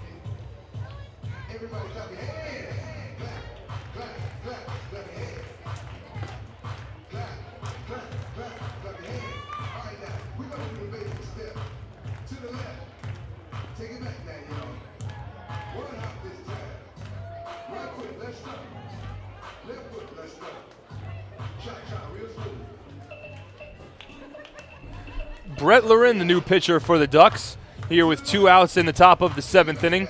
Runners on first and third. Ducks holding on to an 8-5 lead. Eric Neeson exits after 2/3 of an inning of work with Salvador Paniagua due up for the Revolution, a right-handed batter. Kevin Baez making the decision to take out the left-handed throwing Neeson and bring in the tall right-handed throwing Brett Lorin. Tallest player on the Ducks stands at 6'7", 245. Righty from Laguna Niguel, California. Last played in the Arizona Diamondbacks organization last year. Played with AAA Reno. And they'll have the task of inheriting 2 runners here in the top of the 7th inning, trying to preserve the lead for the Ducks. 8 runs on 8 hits and 1 error for Long Island. 5 runs on 10 hits and no errors for the Revolution. Steve Bumbry has been awarded a hit for that last play before we went to the commercial break. So Bumbry now 1 for 3 on the day with that base hit. Castro goes first to third on the hit. So Castro leads off of third base. Bumbry will lead off of first. The right-handed throwing Brett Lorin will be on the mound to try to preserve the lead with Salvador Paniagua, the right-handed catcher, stepping to the plate. Paniagua 1 for 3 today. First pitch to Paniagua is chopped foul to the right of the catcher Keith Castillo. No balls and 1 strike. Paniagua struck out with the bases loaded and 2 outs to end the top of the 1st inning. He then singled in the 3rd, reached on an error in the 5th. That was an error, the throwing error by John Myers, which allowed the inning to continue in that 5th inning, and at the time tie the game up at 5. Runners on the corners and 2 outs here. Lorin will work from the stretch. Here's an interesting situation for the Ducks. You have a 3-run lead, so you don't necessarily want to bring the go-ahead run to the plate, but you have first base unoccupied, and you're going up against Salvador Paniagua, who entering today led the York Revolution in hitting. But Keith Castillo squats behind home plate, so it looks like the Ducks will be willing to throw to Paniagua. Now Lorin steps off the mound. Just make sure he's got the communication down pat with Keith Castillo. But 2 runners in scoring position for the Revolution. First base unoccupied. The Revs trail by 3. Lorin will work from the stretch, the 1-1. Fastball misses low. And 2 balls and 1 strike. Brandon Chavez awaits on deck. Chavez is 0 for 3 tonight with a strikeout. Entered the game with a .200 batting average. But Chavez is a left-handed batter. So Lorin, the righty, will stay in to face the right-handed hitting Paniagua, even though Paniagua has been the better hitter than Chavez so far this season. The 2-1. Lifted into the left field, falling quick, and it'll bounce in front of Lentini. He drops for a base hit. 1 run will score. Here comes the second, and he will score. Castro scores from third. In from second is Steve Bumbry. It's a 2-run single for Salvador Paniagua. And the Revolution are back within one. The score now 8-7.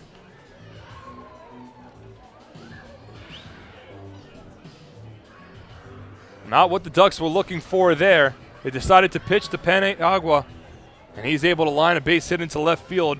2 RBI on the play for Paniagua. He now has 7 runs batted in on the season. 2 runs on the board for the Revolution here in the top of the 7th inning. And this back and forth affair that we've had so far continues. The Ducks still on top 8-7. Brandon Chavez is the batter. Paniagua leads off at first. Brodin plays behind him, and the first pitch fastball is in there for a strike, 0-1. Both runs will be charged against Eric Neeson, who had not given up a run before this outing today, but he'll be charged with 2 runs. That closes the book on Neeson, who went 2/3 of an inning. We'll get his official line when we come back after the next commercial break. As Chavez fouls off the fastball to the screen behind him, and he's quickly fallen behind. No balls and 2 strikes. Brett Lauren on the mound trying to get out of this inning and trying to preserve the lead for the Ducks. They lead at 8-7. Quackerjack getting into the action atop the Ducks dugout along the first baseline. From the stretch, the 0-2. Fastball just misses outside. The count moves to 1 ball and 2 strikes. If Chavez is able to continue this inning, Sean Smith awaits on deck. Smith had a long solo home run last night in the back end of the doubleheader, but he is 0 for 4 so far today. The 1-2 to Chavez, swing and a miss, strike 3. Brett Lawrence strikes out Brandon Chavez to retire the side, but the York Revolution put up 2 runs here in the top of the 7th inning. They trail by 1, the score 8-7, as we stretch a little bit for the 7th inning stretch, and then we move to the bottom of the 7th inning on Long Island's home for news, traffic, and weather, 103.9 LI News Radio. Now we'll go way down low, touch those toes. We're going to the left, stretch, to the right. And now I need all of you to join Quackerjack and me in our rendition of Take Me Out to the Ball Game. Take me out to the ball game. Take me out to the crowd. Buy me some peanuts and Quackerjack. I don't care if I ever get back for a root for the Ducks team. If they don't win, it's a shame for it. At the old ball game.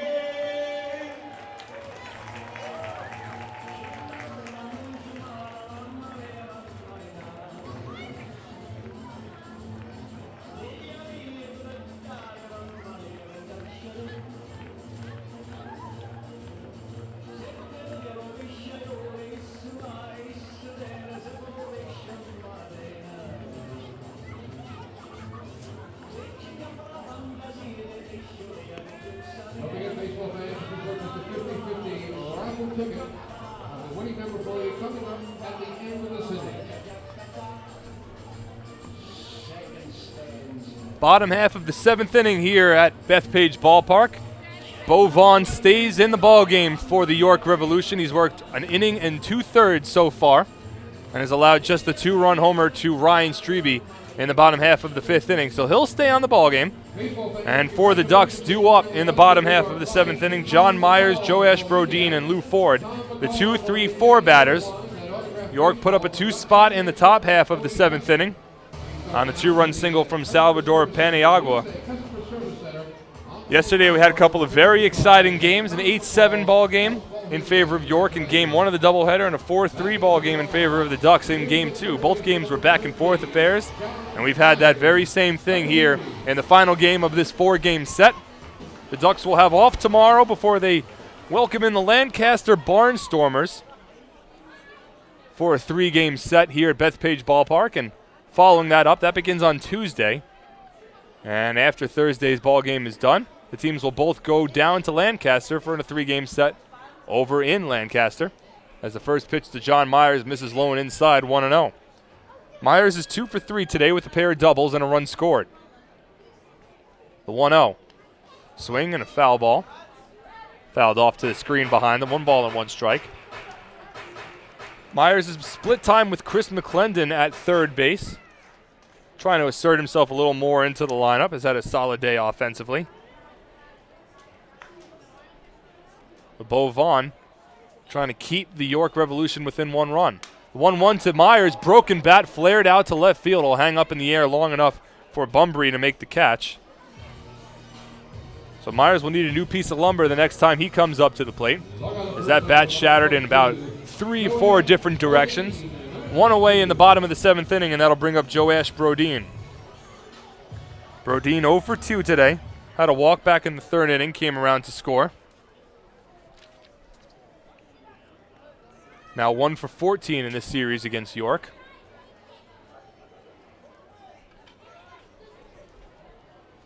For the first time tonight, Brodeen will bat from the left side of the plate. Squares around to bunt.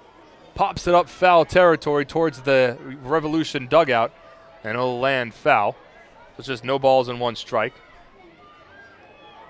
Ophilio Castro is still playing a little along the infield grass at third base, so he's not playing too deep at Brodeen, trying to sneak one by him. The rest of the infield playing back against Brodeen batting left-handed. The 0-1 is grounded softly to second base. Chavez in front of it, fields it cleanly and onto first in time for the 2nd out. That'll bring up Lou Ford, who's had another strong day at the plate for the Ducks. He is 2 for 3 and an RBI infield single back in the 1st inning, and had a long RBI double in the 5th, which at the time gave the Ducks a 6-5 lead.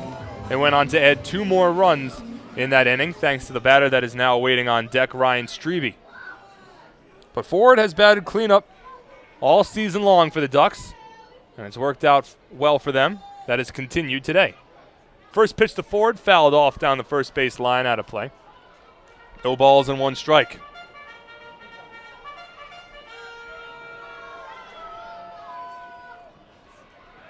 We have the final line for Eric Neeson. Neeson went 2/3 of an inning. Allowed 2 runs, both earned on 2 hits, no walks, and 1 strikeout. Ford lines another base hit into right field.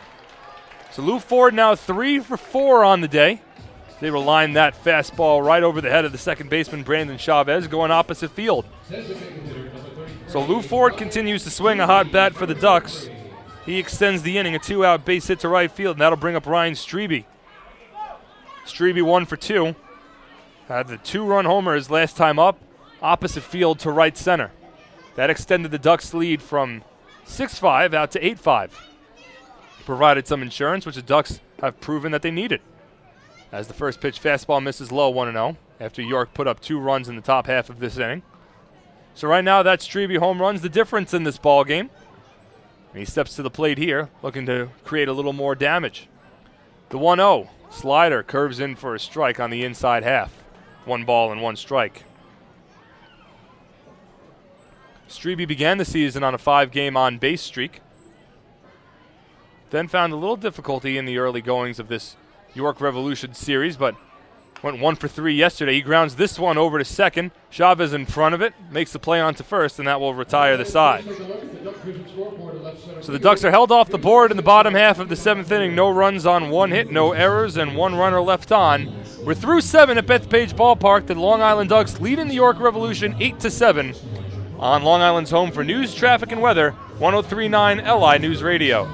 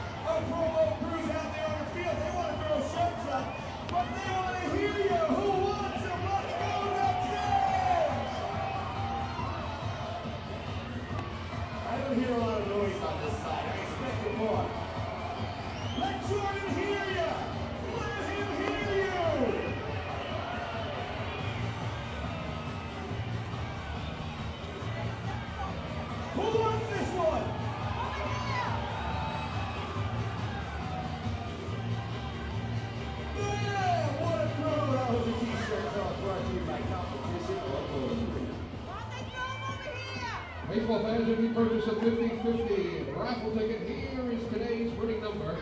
Chris will also put the number up on the scoreboard for you as well. The winning number is 0. Hey Ducks fans, do you want frequent updates on team transactions, scores, store specials, and the status of upcoming games?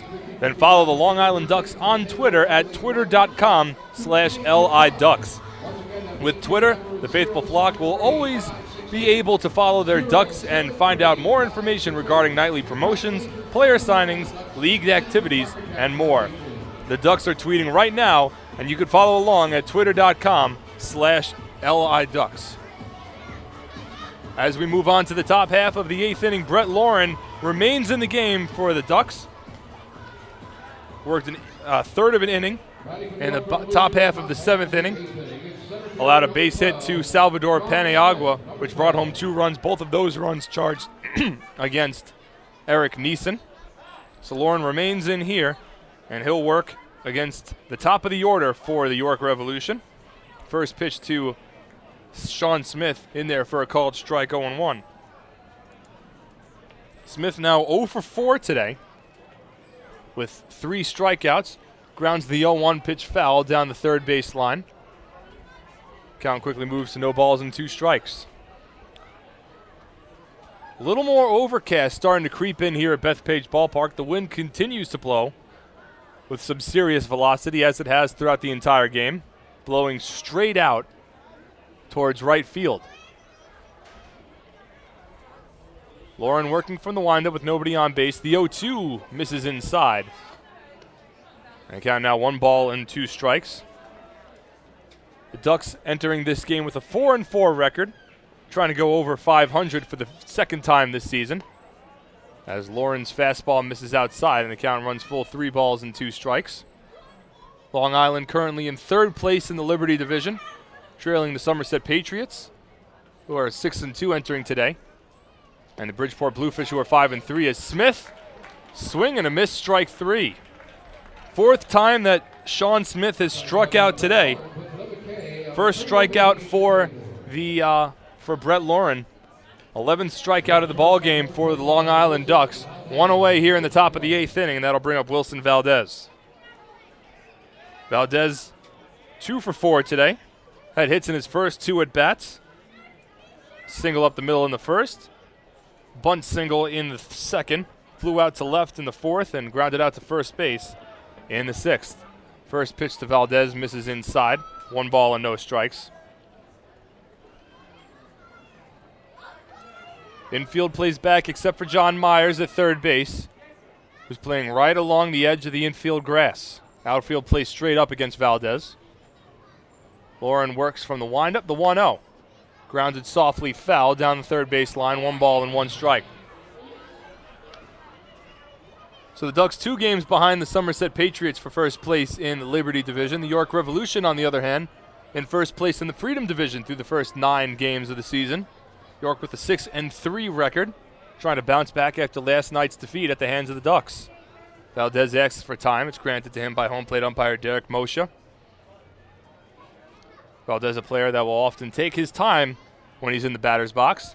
The 1-1 is grounded softly to second base. In front of it is Puckett. He fields it cleanly and throws it on to first in time for the second out.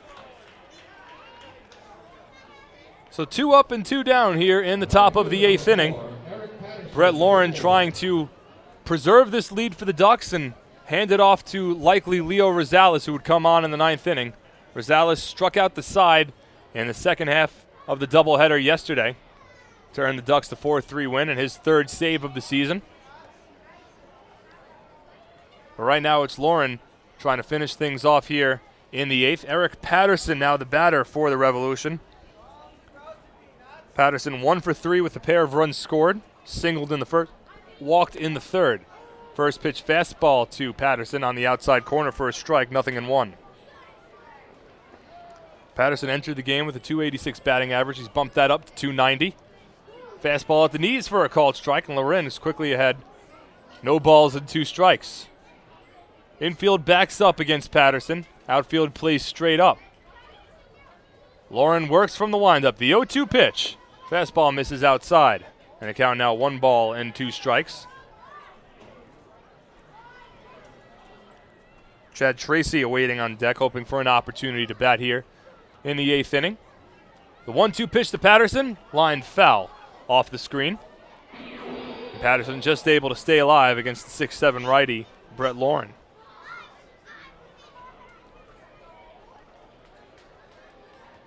Good amount of fans still in attendance here to watch the completion of today's ball game. Again, 4,034 fans on hand as Patterson fouls off another one down the third base line to stay alive. The count remains 1 ball and 2 strikes. Well, we talked earlier in the broadcast about the pregame walk that was held here at Bethpage Ballpark for March of Dimes, March for Babies. There's also a special pregame ceremony yesterday before the game. As Patterson goes down swinging on the high fastball, Brett Lauren works a 1-2-3 top of the 8th inning, and the Ducks are holding on to an 8-7 lead as we head to the bottom of the 8th on Long Island's home for news, traffic, and weather, 103.9 LI News Radio.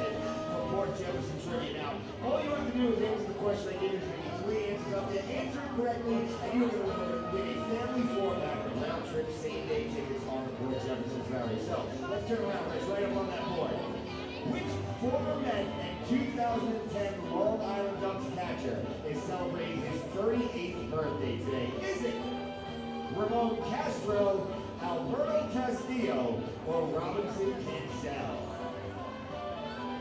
What do you think, Rich? 1, 2, and 3 fans, let's help him out. All right, Rich is going to go with number 1. Let's see if he's right. All right off the bat, Rich, I'm going to tell you you're not. Oh, you are not correct, but you know what? For playing, we're going to give you that family 4-pack, maybe go over and catch the Ducks when they play across the sound there. We appreciate you coming, and we appreciate you playing the Port Jefferson Trivia game. And fans, put your eyes up there, please, once again, to that Duck Vision scoreboard, because here's a word from Newsday.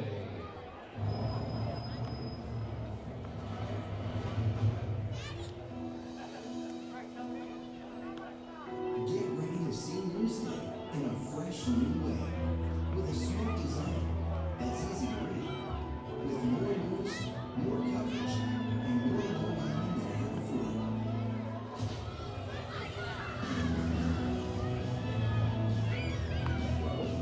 It's a new day, starting with Newsday.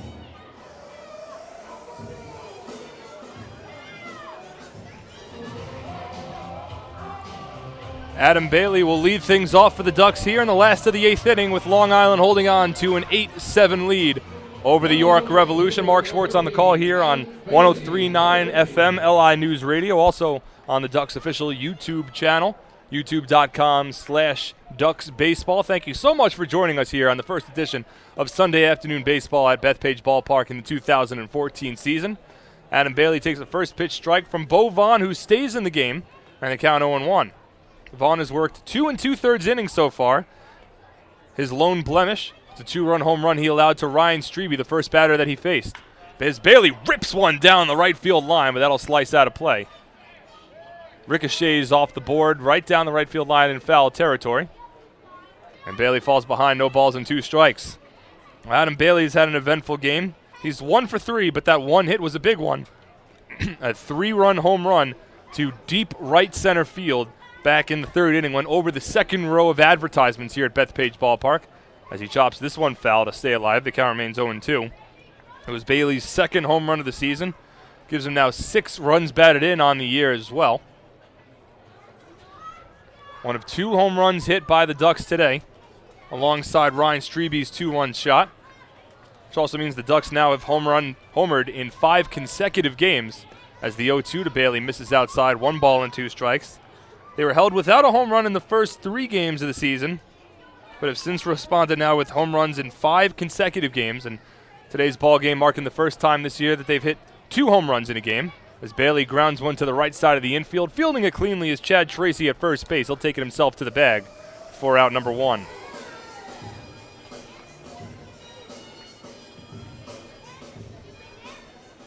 One away here in the top of the bottom of the 8th inning. Cody Puckett will be the batter now, as there's some solid overcast that's beginning to creep over here at Bethpage Ballpark.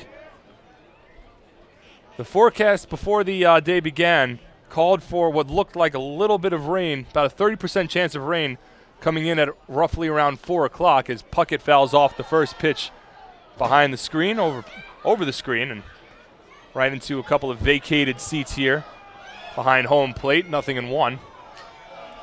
So with the forecast calling for about a 30% chance of rain before the game started at 4 o'clock, we're currently sitting at 4:19 p.m.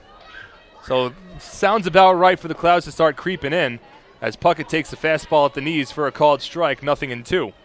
But the hope here is that the rain can hold off long enough for the Ducks to possibly win this ball game. Leo Rosales likely getting loose right now in the bullpen to try to come on for the save opportunity as Puckett takes a slider at the knees for a called strike 3. The third time that Puckett has struck out today. Third strikeout for Bo Vaughn, who has really pitched quite well since he allowed the 2-run home run to Ryan Strebe back in the 5th inning. Since that point, the Ducks have had just 1 hit. But Keith Castillo, the switch-hitting catcher, will step to the plate now. Castillo 0 for 3 so far today with a pair of strikeouts. First pitch to Castillo misses outside, 1-0.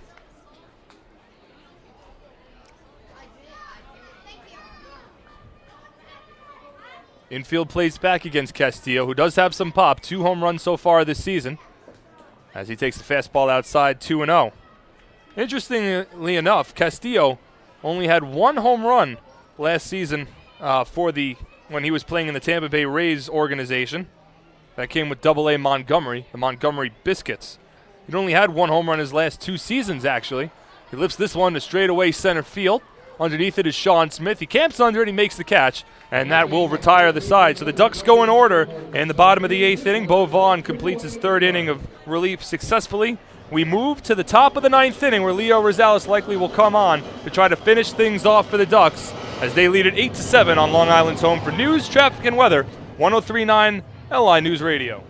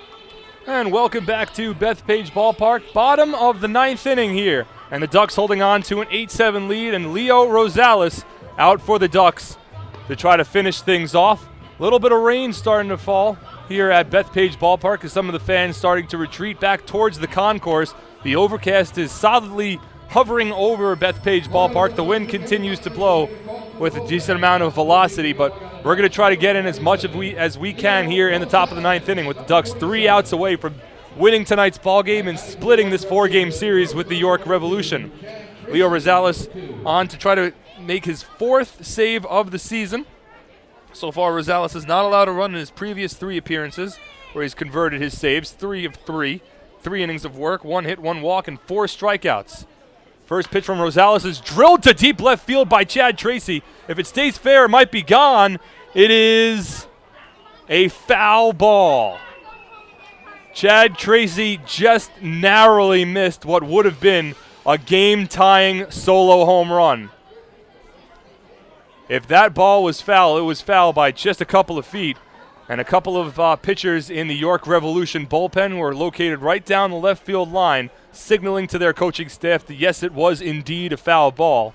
Tracy jumped on a first pitch fastball from Leo Rosales. Ducks fans' hearts in their stomach while that ball was in midair. But it's just a harmless foul ball. Counts for strike one. The 0-1 pitch to Tracy is lifted to right field, straight at Adam Bailey. Ranges back a couple of strides and makes the catch for out number one. A scary moment for Ducks fans there on the first pitch of the inning. But it went foul by about 10 feet. Leo Rosales calms down and gets Chad Tracy to fly out to right field for out number one. Johan Lamonta will step to the plate now. One away in the top of the ninth inning, and the Ducks leading it over the York Revolution 8-7. Lamonta 1 for 2 today with a pair of walks and a run scored. Takes the first pitch fastball in the outside corner for a strike, 0-1. Rosales pitched in the ninth inning last night in the second game of the day-night doubleheader. Struck out the side without allowing a base runner. Lamonta grounds one to short, lines in front of it, fields it cleanly onto first in time. 2 outs now, and the Revolution are down to their final out of the ball game. Leo Rosales trying to make it 4 for 4 for saves this season, and the lone man currently standing in his way is Ophilio Castro. Castro is 2 for 4 today with a run scored.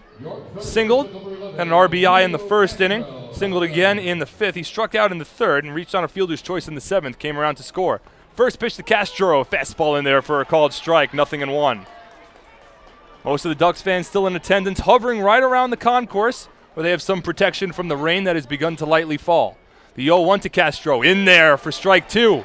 And the Revolution are now down to their final strike. The infield plays back, the outfield straight up. Some of the fans here at Bethpage Ballpark starting to get into it. Rosales works from the stretch. The 0-2 pitch. Fastball misses high. And the count moves to 1-2 strikes. The tarp crew for the Ducks is ready down the left field line, but they're hoping it doesn't have to come to that with Rosales 1 strike away from finishing off this ball game. From the stretch, the 1-2 pitch. Misses low in the dirt. Check swing did not go around, says home plate umpire Tony Senya. And the count runs even, 2-2 strikes. Ducks looking to move over 500 for only the second time this season. Currently 4-4. A win would split the season series, current series, with the York Revolution. Rosales takes his time, and then Castro asks for time at home plate. It's granted to him by home plate umpire Derek Moshe. So Castro will step in once again, the right-handed batter against the right-handed reliever. Rosales comes set, works from the stretch. The 2-2 pitch, lined into right field, falling fast, and it drops for a base hit. Ophilio Castro with the single to right field. That extends the ball game. That puts the tying run on base and brings the go-ahead run to the plate in the form of Steve Bumbry. The first batter that Leo Rosales has allowed to reach base while going up against the York Revolution this season. And it's Castro's third hit of the ball game to keep this ball game alive. So now Steve Bumbry will step to the plate. Bumbry is 1 for 3. Singled his last time up in the 7th inning, came around to score the 7th run of the ball game for York. It's been a back-and-forth affair all afternoon long, but the Ducks currently on top, 8-7. First pitch to Bumbry, fastball misses outside, 1-0. The wind continuing to pick up even more so here in Central Islip now, swirling around the ballpark. The flags going crazy both down the right field line and atop the scoreboard in left center field. The 1-0 pitch, fastball, misses outside. 2 balls and no strikes now. Fans after the game have the opportunity to run the bases here at Bethpage Ballpark, so a lot of fans sticking around for that as well as the completion of this ball game. Hopefully the weather holds up long enough. The 2-0 to Bumbry is lifted to right field. This is playable for Adam Bailey. He camps under it, looks into the overcast, makes the catch, and the ball game is over. Leo Rosales now 4 for 4 for save opportunities this season. The Ducks split the 4-game series with the York Revolution. Your final score from Central Islip, the Long Island Ducks 8 and the York Revolution 7. We'll take a quick break. We'll come back and recap the game that was as the Ducks split this 4-game series with York. Once again, your final score 8-7 in favor of the Ducks on Long Island's home for news, traffic, and weather, 103.9 LI News Radio.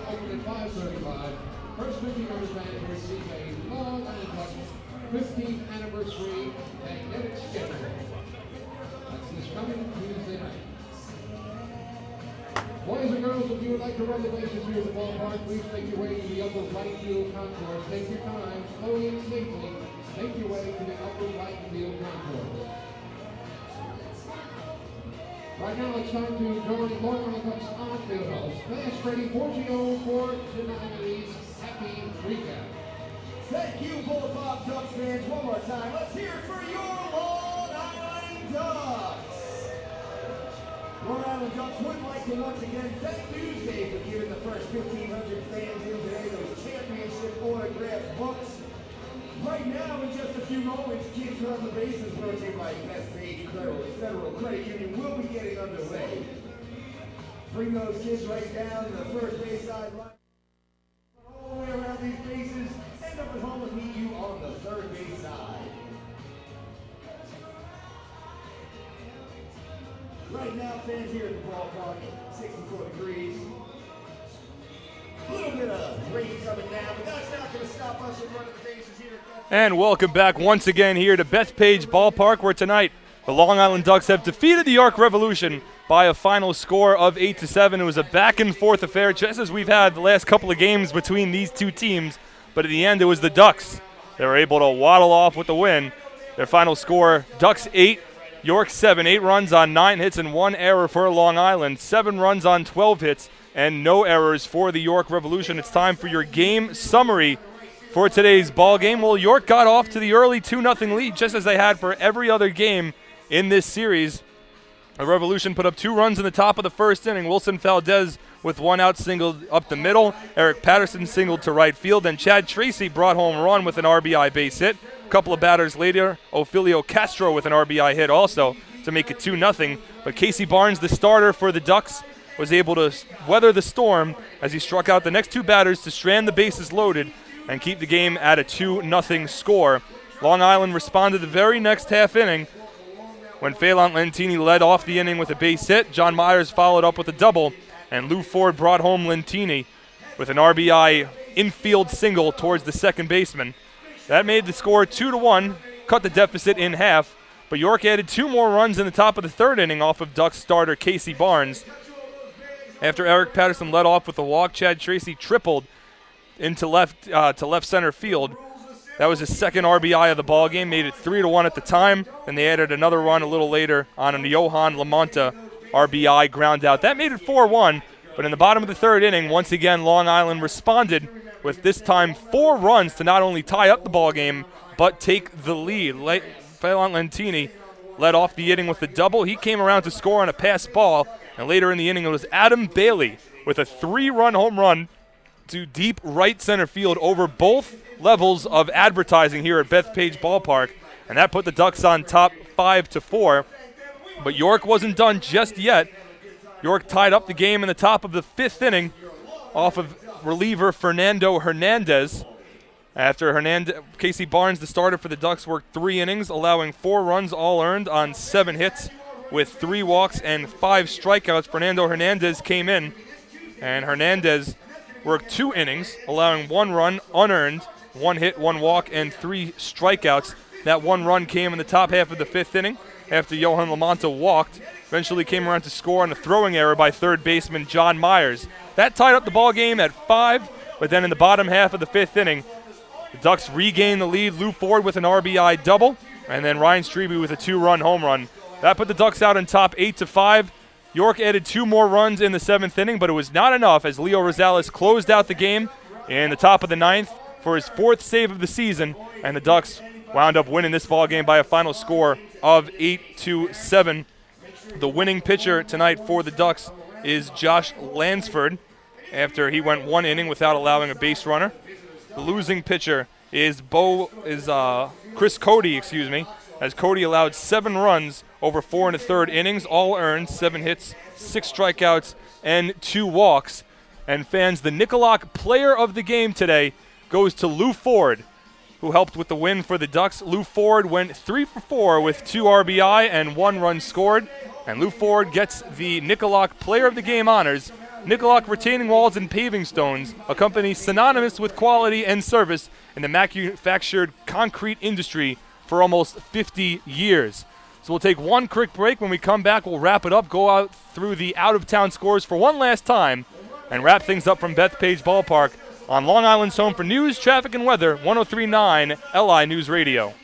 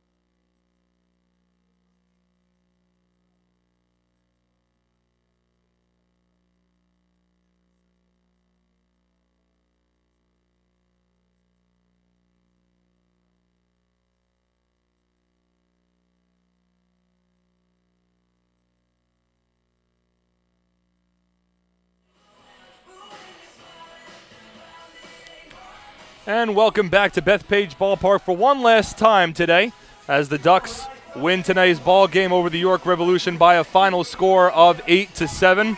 Long Island with 8 runs on 9 hits and 1 error. York with 7 runs on 12 hits and no errors. A quick correction, the winning pitcher for the Ducks today is Fernando Hernandez, not Jared Lansford.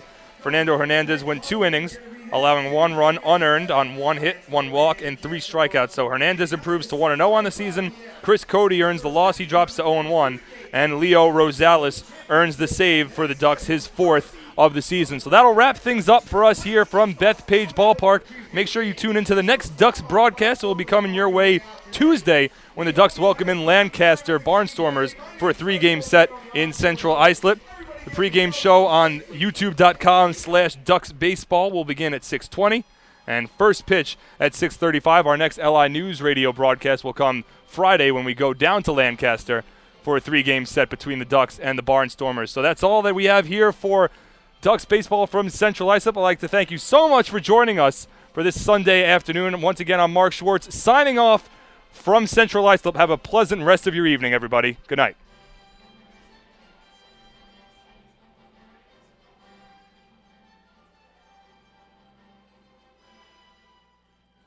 Awesome. Thank you so much for the help today.